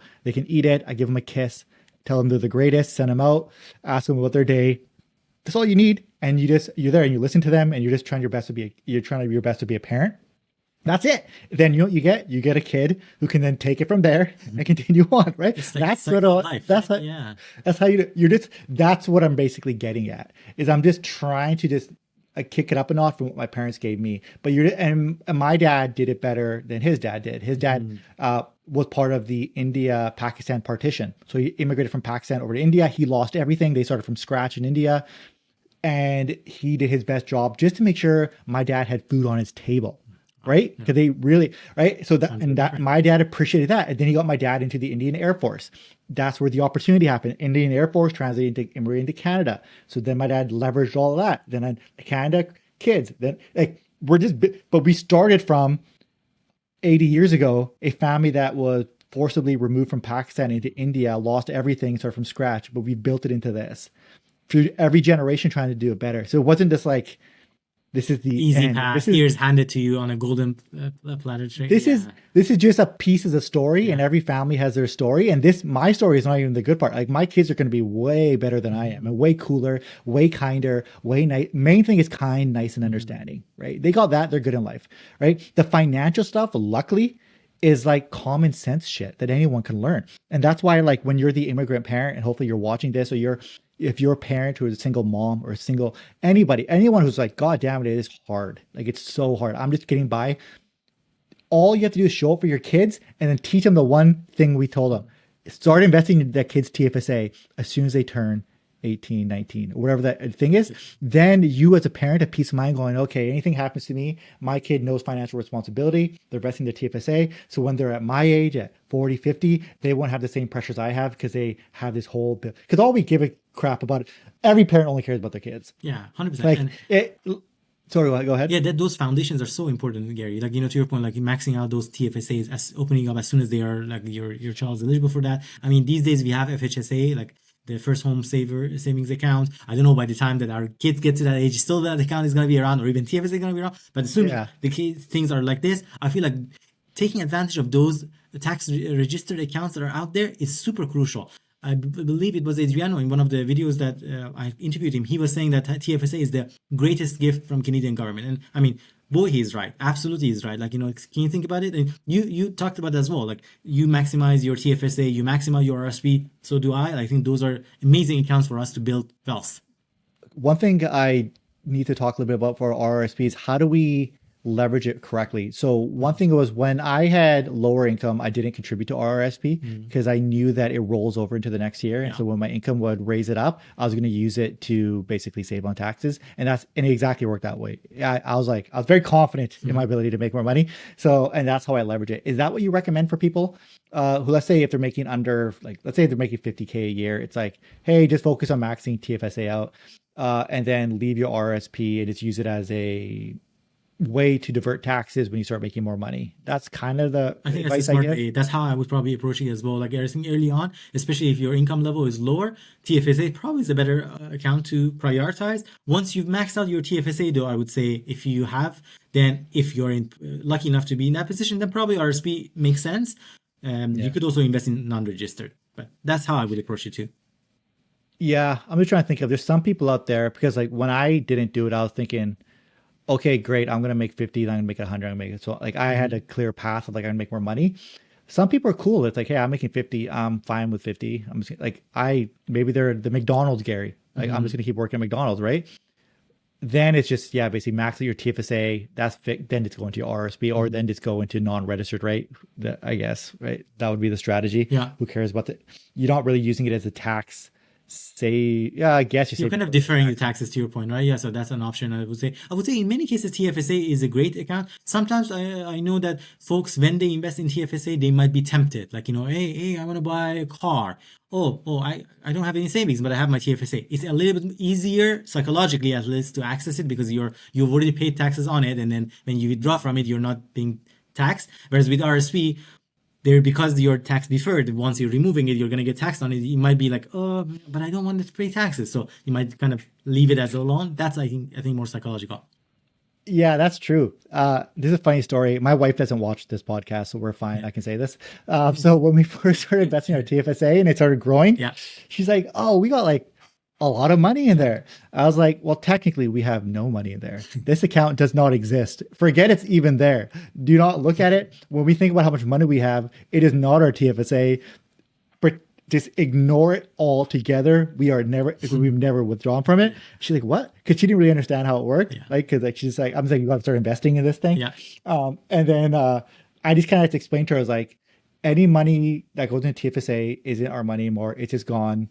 Pretend forget it exists. It literally, when we are equating finances, when we're thinking about things to buy, that money don't even think, when we even think of our net worth, when we think of anything, that money it's not there. It doesn't exist. Yeah. Yeah. One day it will be there, but right now it just doesn't exist. And psychologically, we've just separated ourselves from a TFSA or RRSP. Basically, most of my investing accounts, because I don't really pull money out, I don't think I've ever spent any of the money on any of the investment accounts. I would if I had to, but I just haven't. So like, I don't have that. Yeah, I guess I don't have that thing where I look at it as like, oh yeah, great, I'm gonna like spend this on something. Yeah. One day is a plan I will. Yeah. Or like, great, I'm gonna start like milking this and making money. It's just right now, it's just like, no, it's just like a number. I'm trying to get bigger and bigger and bigger. I mean, the less you touch it as well, hopefully the bigger it grows, right? Because it's kind of doing its thing behind the scene without you even realizing it, constantly checking on it, right? Are you having essentially any dividends that you get reinvested automatically on those TFSA and RRSP? Some of them, yeah. Yeah. So yeah, for like VFV and stuff like that, they get reinvested. Like I don't have like a whole lot of ETFs anymore. I've really dwindled it down. It's the same with you in XEQT, like how that gets reinvested automatically. The only one that's weird that I own is I have JEPQ in RRSP. Is that one of those the dividend cover call type of thing? It's not cover call. It's a US high dividend, decent capital growth. And I bought it, and I don't have a huge position. I think I have like 10 grand in it or something. Yeah. I don't know. And what happened was there's this influencer online called Mr. G. Do you know who it is? Or Professor G? Oh, Professor G. Yeah, I heard of the name for sure. Okay. So he's huge in the US, and he talks about SCHD and JEPQ and JEPE. There's 3 US listed, high dividend, decent capital growth. Like SCHD had a capital growth of like 12% over the year with like a pretty high dividend payout. And I don't know why, after watching too much of his content, and this is where I know the power of YouTube, I got brainwashed and I ended up buying SCHD and JEPQ. And because of US listed, US currency, US dividends, RRSP, right? So I put it there, and I just like, I don't know. And it was just like my fault. Everything was my fault. SCHD underperformed. I talked to passive income investor about it, not passive income investing about it, Kyle Livingston. And he bought SCHD too. And we both did the same thing. We both bought it. It underperformed and we both sold it. And then JEPQ, I have still because I'm at a loss, right? And I'm like, I don't want to sell. I'm like, I'm getting paid dividends. I'm getting paid pretty decent dividends. So I was like, oh, I'll just keep it there. But as soon as it breaks even, I'm going to sell it and just buy more VFE. Like immediately. All right. So that's the only weird one I have. And those dividends aren't being reinvested or anything. They're just like pooling together.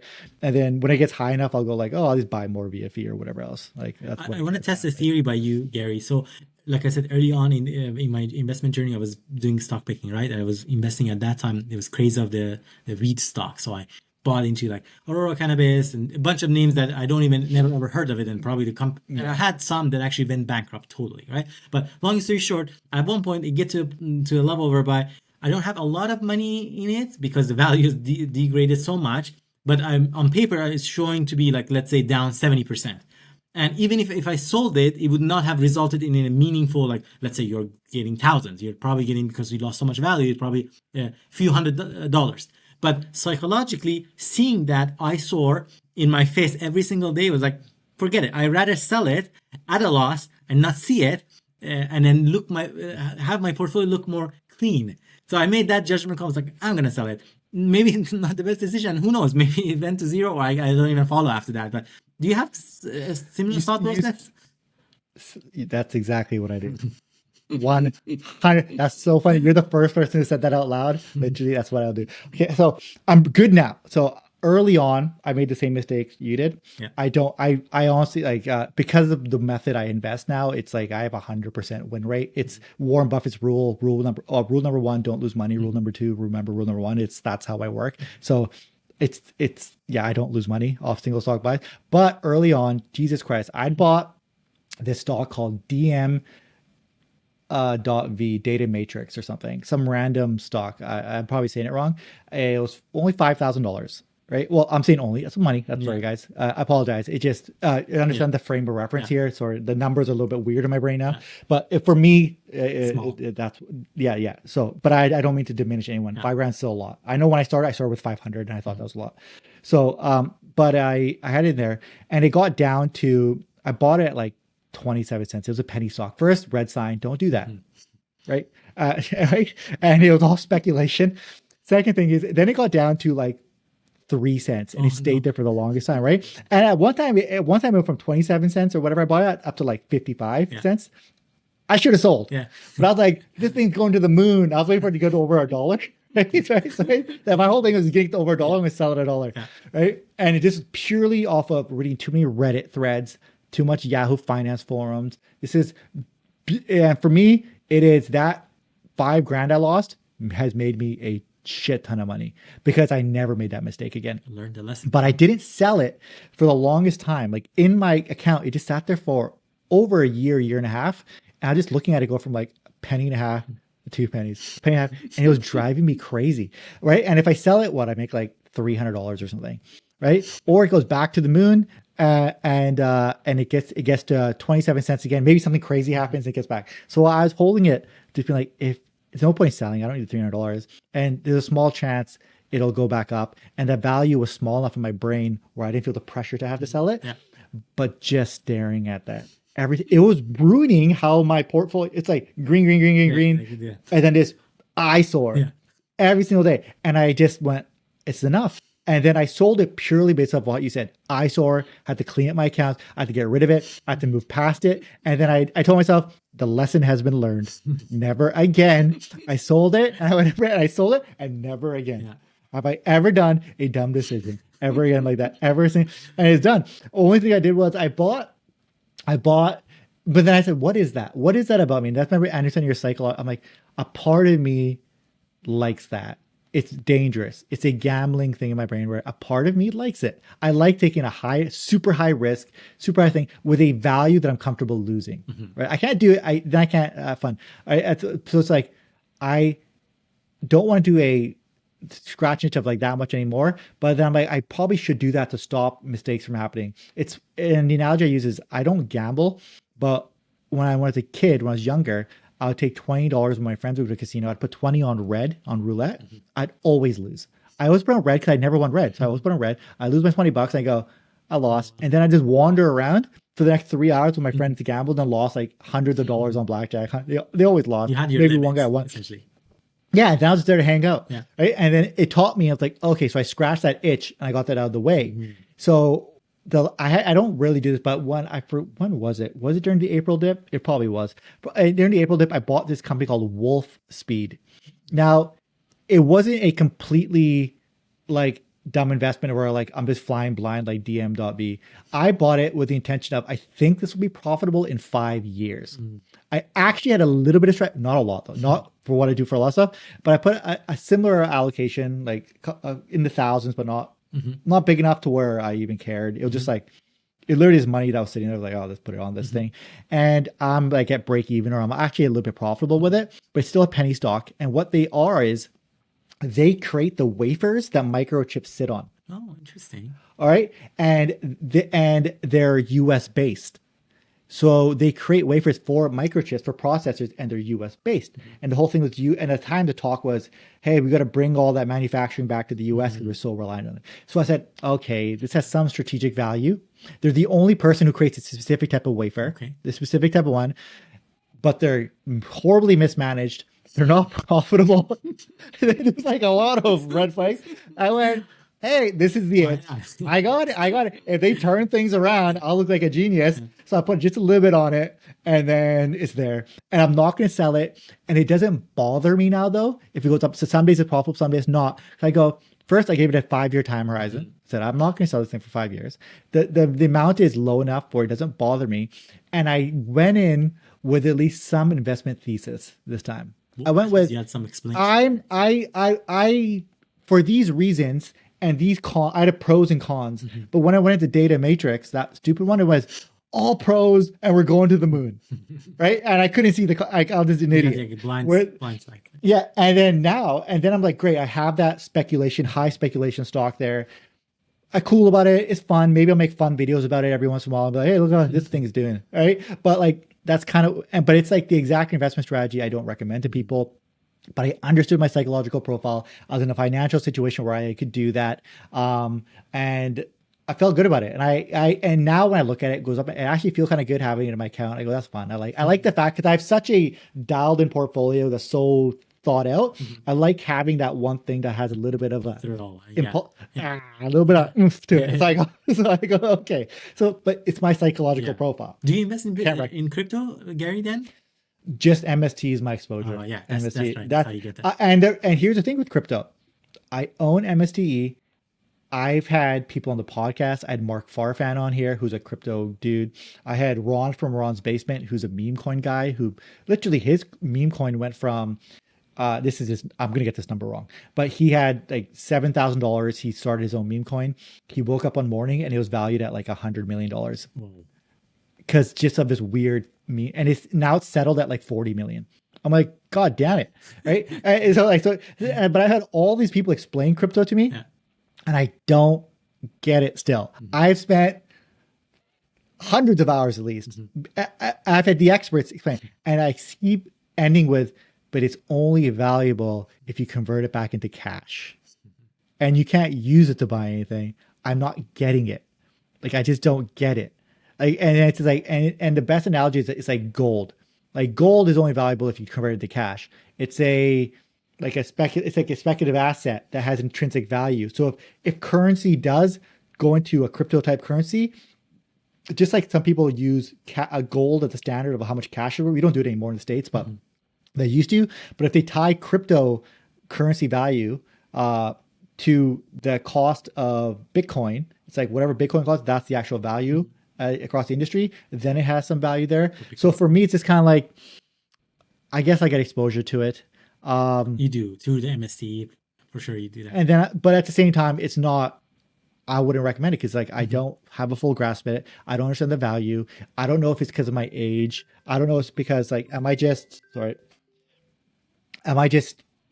a boomer, older dude who just doesn't get this kind of stuff? But I don't get, like, what do you feel about crypto? Like, do you understand it? No, I don't think I understand it enough. And to be honest with you, like, I do have a little bit, but like, I'm talking about minimal. Like, probably, I was thinking the other day, like, in percentage wise of my portfolio, what percentages? I think less than 0.5%, less than half, probably like 0.2, 0.3% of my portfolio is in it, which is minimal, right? So, I mean, if it goes to zero, I don't care, but at least it's something. They're very small amount. It's all coming back for me. It's just like, it's not legal tender. You just can't do anything with it. It's Bitcoin. And everything technically works this way. Everything is just a value that we assign to things. That's how everything works on the stock market. But it's like the price goes up because everyone's buying it. It goes down because everyone's selling it. It's technically a currency, but it's only a currency if you translate it back into hard cash currency. I don't get it. I don't know if in future if it's gonna change there, Gary. Who knows? Like, with Donald Trump, you heard that he talked about at some point like having a reserve for the cryptos and bitcoins, and again, I wouldn't be surprised. Have you seen in the malls these days, like have you seen those ATMs that are for Bitcoin, and have you seen, you know what I'm talking about? I I'm not in was the mall, but I see there's like shops around town where Yeah. I am. So I So mean, yeah. even that, I mean, I don't know if they've been around for a long time or if it's a newer thing, but even that in itself, like, it was like, oh, interesting. Like, you can actually deposit Bitcoin or like deposit cash and buy Bitcoin. That's, I mean, that indirectly in my head, and I know I'm not sure if this is actually the case, but it gives a little bit of that legitimacy, like, oh, maybe that thing is more serious than what I thought it was. So who knows? Who knows where it's going? I'm gonna do a really bad job of explaining this. So Mark Farfan was on, and I had the same sort of dumbfounded looking face of being like, I don't get it. Like, why is this valuable? And here's how he explained it in my Gary version. So the dumbed down, I'm gonna get things wrong. Put in the comments what I got wrong. There's something called stable coins. Stable coins are built off of these main. So you have these main coins, Bitcoin, Ethereum, and then you can make trillions of other mini coins off of them. You have meme coins, right? You have stable coins. You have different names for different types of coins, but they're all based off of, like, if you're a programmer, you know, C++ programming, you can build all these other programs off of. It's the C++, it's the Python, right? That's what Bitcoin is. You build a bunch of programs off of it. Stable coins would be built off Bitcoin. It's what you use for actual transactions, right? And then just like gold used to be tied to the value of the $1 American used to be tied to gold back in like the early 1900s. That's what you knew that's what stopped inflation for the most part. It's like whatever the value of gold is correlates with the value of the US dollar. When they got rid of that, it kind of messed everything up. But for a long time, that's how the world worked. Gold, what the value of gold is what the value of the dollar is for that country. So whatever the value of Bitcoin is the value of the stable coin at that moment. So that's why you keep the Bitcoin levels stable. People hoard up gold, people hoard up Bitcoin, and that keeps those numbers. And then when we're tapping a credit card, we're tapping stable coin. So it's very simply like that's how it would be used. So we all have the Canadian stable coin, right? Canada has maybe a giant reserve of Bitcoin or something. A lot of countries are buying it up, and we just tap our stable coin and we use that. And apparently Venezuela does that. I think it's been, or one of these countries Yeah. uses it as their major currency. And Because they had that's so the much format. inflation. I think you're right. Like, I think that they chose to, was it crypto or was it USD? I can't recall. But yes, to your point, I feel like it's, yeah. Yeah, it may not have been Venezuela, but it's a South American company that did that, and they adopted it. So that's how he explained it. He's like, you would have a stable coin that you'd use for everyday transactions, and that would be directly tied to the price of Bitcoin, just the way a dollar is tied to the price of gold, or used to be at least for a long time. That's how. And I go, okay, great. If people like you who are obsessed about it, I guess that makes sense in my brain. Either way, I got a covered call test I'm running on YouTube, so I'm going to buy some MSTE and see what happens. Right. But that's a part of what I mentioned earlier in the video. I said I'm lowering my exposure. I think I increased it this month, and I'm lowering it again because I'm going. Prices keep going up in Bitcoin. When you have a covered call, you get exposed to really none of the upside, but you get all the downside. So if crypto crashes and is leveraged, if crypto crashes, God damn it, that thing's going to take a huge hit. So maybe I should lower it so I don't take as much of a hit. Yeah, that's what I remember earlier you were talking about it, like, you know, MSC lowering it, maybe go more so on HRIS as an example because it's a little bit more concentrated in NASDAQ, for instance, in that portfolio. Yeah, I'm looking forward to seeing that updated video that you're thinking about, like, you know, for the covered call strategy. Yeah, for this month, I'm giving like micro updates of like here's like I think I put out one time to film this podcast. I put out one a couple days ago being like, hey, I'm thinking of buying Bank or HMAX. It's like it's not in my thought process. I'm like I'm lowering my UMAX, so I'm doing little ones like that, and then once a month I'll do like a bigger update video of like, hey, here's what it actually looks like. I'm interested in hearing a little bit more about how did you get into YouTube from what you're doing before, because you weren't in finance. I came from advertising and finance into this. There's a bit of a transition, like it's a little bit of a natural flow in. How did you make that pivot? Because now you're on camera and now you're talking about your personal finances. Yeah, so I started my channel back in 2019. I think that was like probably around 1 or 2 years into when I already had started investing. Really, the motivation for that was, you know, being able to, I would say probably money was one motivation. To be brutally honest with you, I was like, oh, you know, wouldn't that be cool if I could make some additional money from YouTube? So that was probably one of the motivations. But I think the one thing that helped sustain it as well. It's not just the money, because right now in my channel, I don't make a ton of money. I would say these past probably months has been a little bit better, but for the longest time, it was not making a lot of money. I would say the beauty of it is like, as well, you use yourself when you look back at your own journey, see like, wow, like when I watch my older videos, Gary, like seeing, wow, I mean, did I call that even a video? Did I call it like even like, what was I talking about? Like, I mean, the quality of the content, and also like even my thought was, because like I said, back days I was investing in individual stock. I boasted around, oh, why I'm invested in this Hyliion. It was an electric truck and whatnot, and why I put in. And back then, I feel like I put like a huge amount of money for my level. I think it was I feel like at least 10,000, if not more. I feel like it was actually way more than that. I'd invested in it, and I was like, wow, why did I do that? And I ended up ultimately selling it probably at loss or whatnot. But still, I made the video at the time, which I was like very bullish about the company. And it was not like I was lying. At the time, I was really bullish about it, but you reflect back and you think, wow, how far I've come, how much I've learned. And now when I'm talking to you today, if I reflect back on this journey, it's like, wow, I've simplified it quite a bit coming from that start. So I would like a combination of wanting to also help others.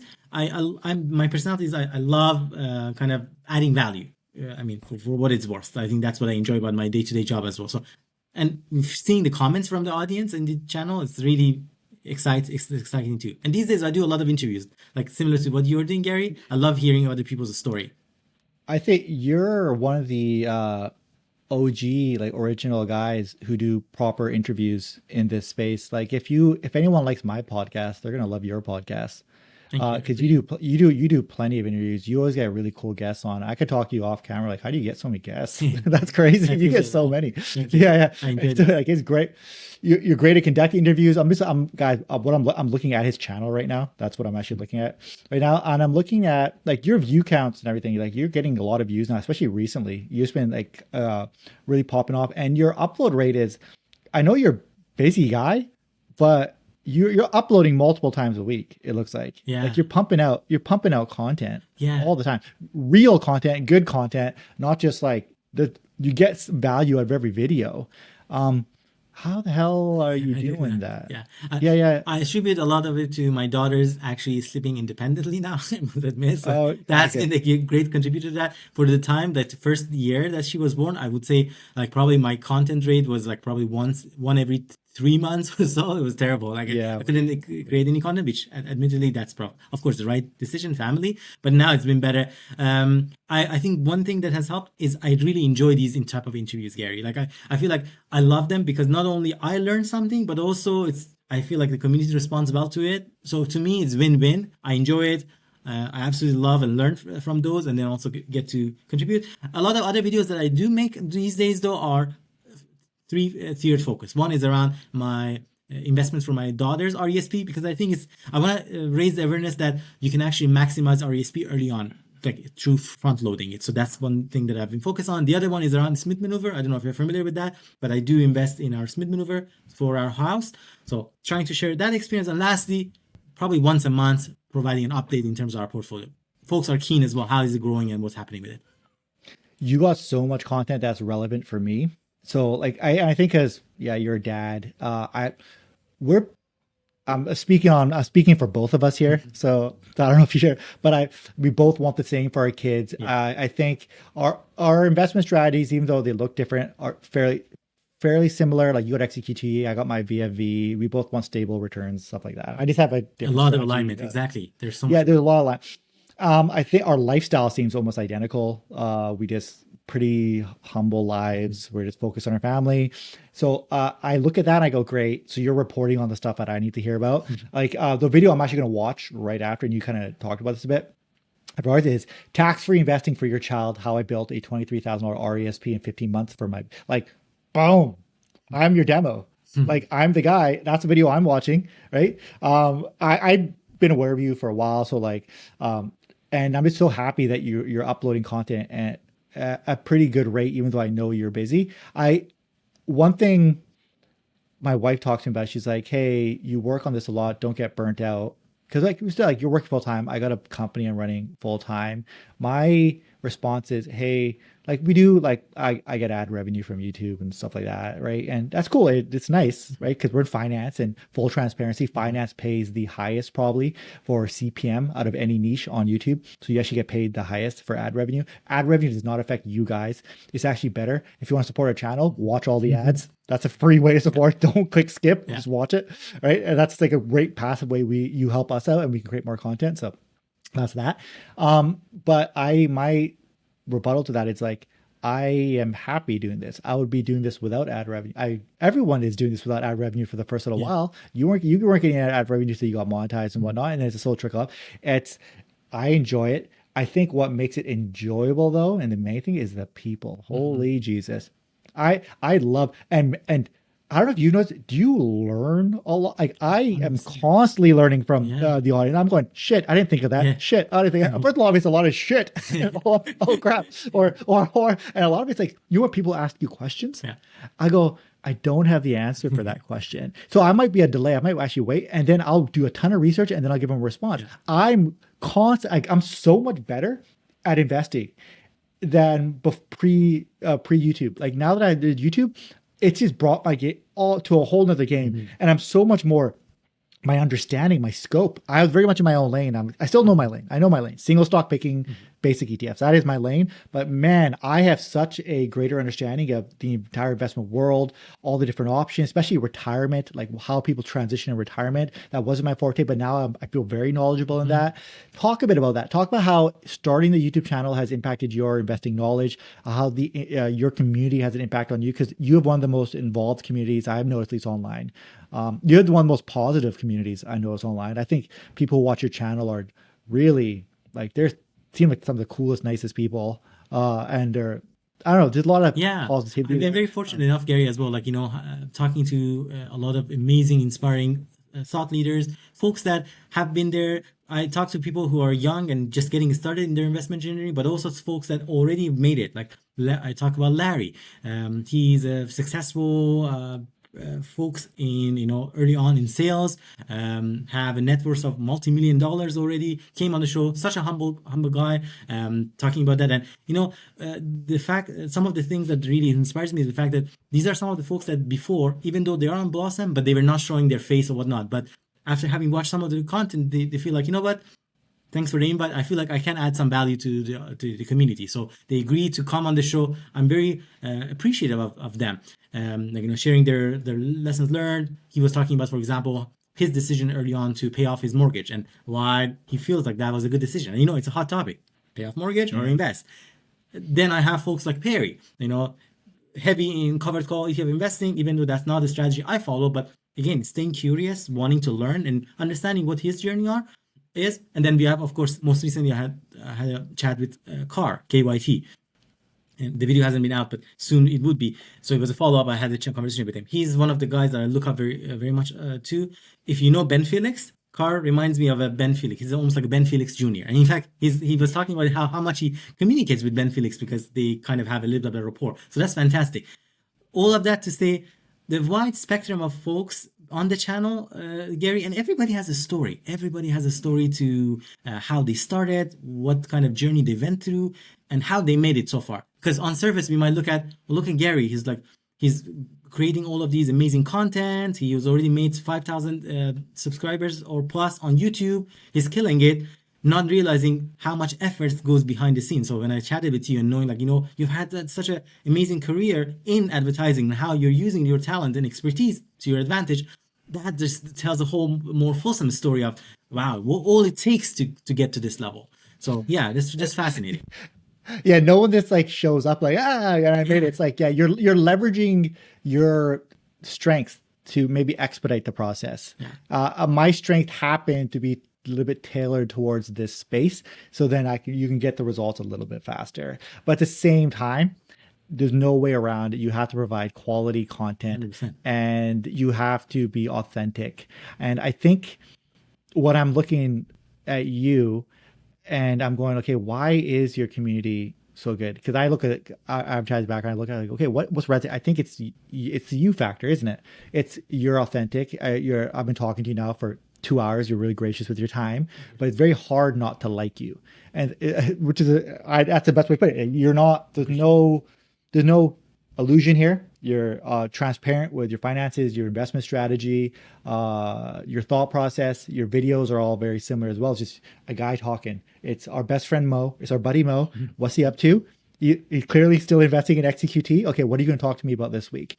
I think that, and I think your approach, because you seem like at least a very positive guy. You have a very glass half full type of approach to all this type of stuff. I think that builds a community that's likewise, right? I think a lot of people who are like negative or shitty will kind of just be like, we're not interested. Yeah. Not enough drama on your channel for them. So then it's you're really just going to keep the people who are like, all right, I kind of want to see what the family guy is up to. And you say stuff like that resonates to me. Where like my upload schedule was once every 3 months when I had a kid. Of course it was. How the hell would it not be? It is hard unless you get on top of it. Like my wife and I have been talking about, should we have a third kid and just go completely mental? Like, should we just break our brains? Right? Because I was talking to this one person who has 5 kids. And he's just like, after your third, it doesn't make a difference anymore. It's just like, you're done.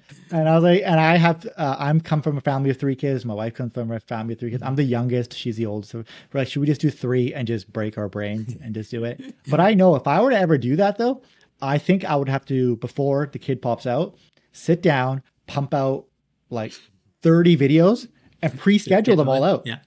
It's the only way, because I still gotta keep this train running, because I'm gone. I'm dead. I'm tired. I'm up all night. You're gonna watch me be like, all right, this week in the stock market, and it's like I'll be like half alive talking to you guys. You're like, Jesus Christ, right? So like I couldn't do content like that. Yeah. What kind of right now, and I'll let you go because you've been really gracious with your time here. I just want to get a quick update on sort of what can we expect out of your channel moving forward. Obviously, more podcasts. You can talk a little bit more about executing your portfolio. Is there any sort of new content you're going to be weaving in outside of this? And then, just give me a little bit of an update on what to expect. So the podcast type of content is definitely something that I'm very passionate about. I like I said, there's a lot of learnings from it for me, and I hope as well for my audience. So that's something that I would like to continue consistently have on my channel. The other thing that, Gary, I feel like as time goes by, I would probably tilt a little bit more towards is that a little bit more contents around that financial independence / retire early part of it. That's a topic that really fascinates me. I get so excited. Like I remember listening to the audiobook from Christy Shen and her husband, Quit Like a Millionaire. That book, and they're a Canadian couple. I love that book, and there's so much learning from that book. In fact, if you haven't, you can easily download it for free from the library, borrow it essentially to listen to the book or borrow the book. But contents like that, all the podcasts that I listen to, I try to bring some of those learnings to the table as well. Like there's always, in the world of finance, there's so many new contents coming in. So if folks are interested, I would love it for them to as well check out my channel. Like I do talk a lot about the topic of financial independence and retiring early, keeping things simple. And as you said, Gary, keeping things positive. To me, it's important you attract more positivity. If you're staying positive, you look at the possibilities in life. And I was talking to Ari. I don't know if you know Ari Gutman, right? So earlier today, Yeah, and he's such an amazing dude as well, like amazing blossomer. I loved the thought process that he shared. But one thing he said is that if something happens to him tomorrow and he loses everything, what he's gonna do? He's gonna keep up that positive attitude, go work at it, and he's confident enough in his abilities. And I love that. I mean, that resonated with me so much. Like, like that's the type of attitudes, and those are the type of people you want to surround yourself with. Gary, now that I've talked to you, I have a lot more appreciation for what you offer and your talents. Like these are the type of people I would like to keep in my circle. Like, what's that quote? I'm butchering it, but you are essentially the sum of the people company that you keep. Yeah, the company that you keep. Yeah, exactly. The people you spend most time with, like you kind of get and absorb a lot of their positive attitude. So you better surround yourself with people who are supportive, who are positive, who believe in terms of what's possible, as opposed to like just the naysayers or negative people. You don't want that either. I 100% agree with you, and I really appreciate you being here. And guys, make sure you follow him on YouTube if you haven't already. I know a lot of the people watching this, I'll be honest, they know who you are. They're already following you, but there's also a lot of other cool ways to follow you. So YouTube, if you haven't already, make sure you check out the description and the first pinned comment for the YouTube link. But Blossom, check him out there. I love you on Instagram. That's where I'm on Instagram a lot. There's Facebook, there's Twitter.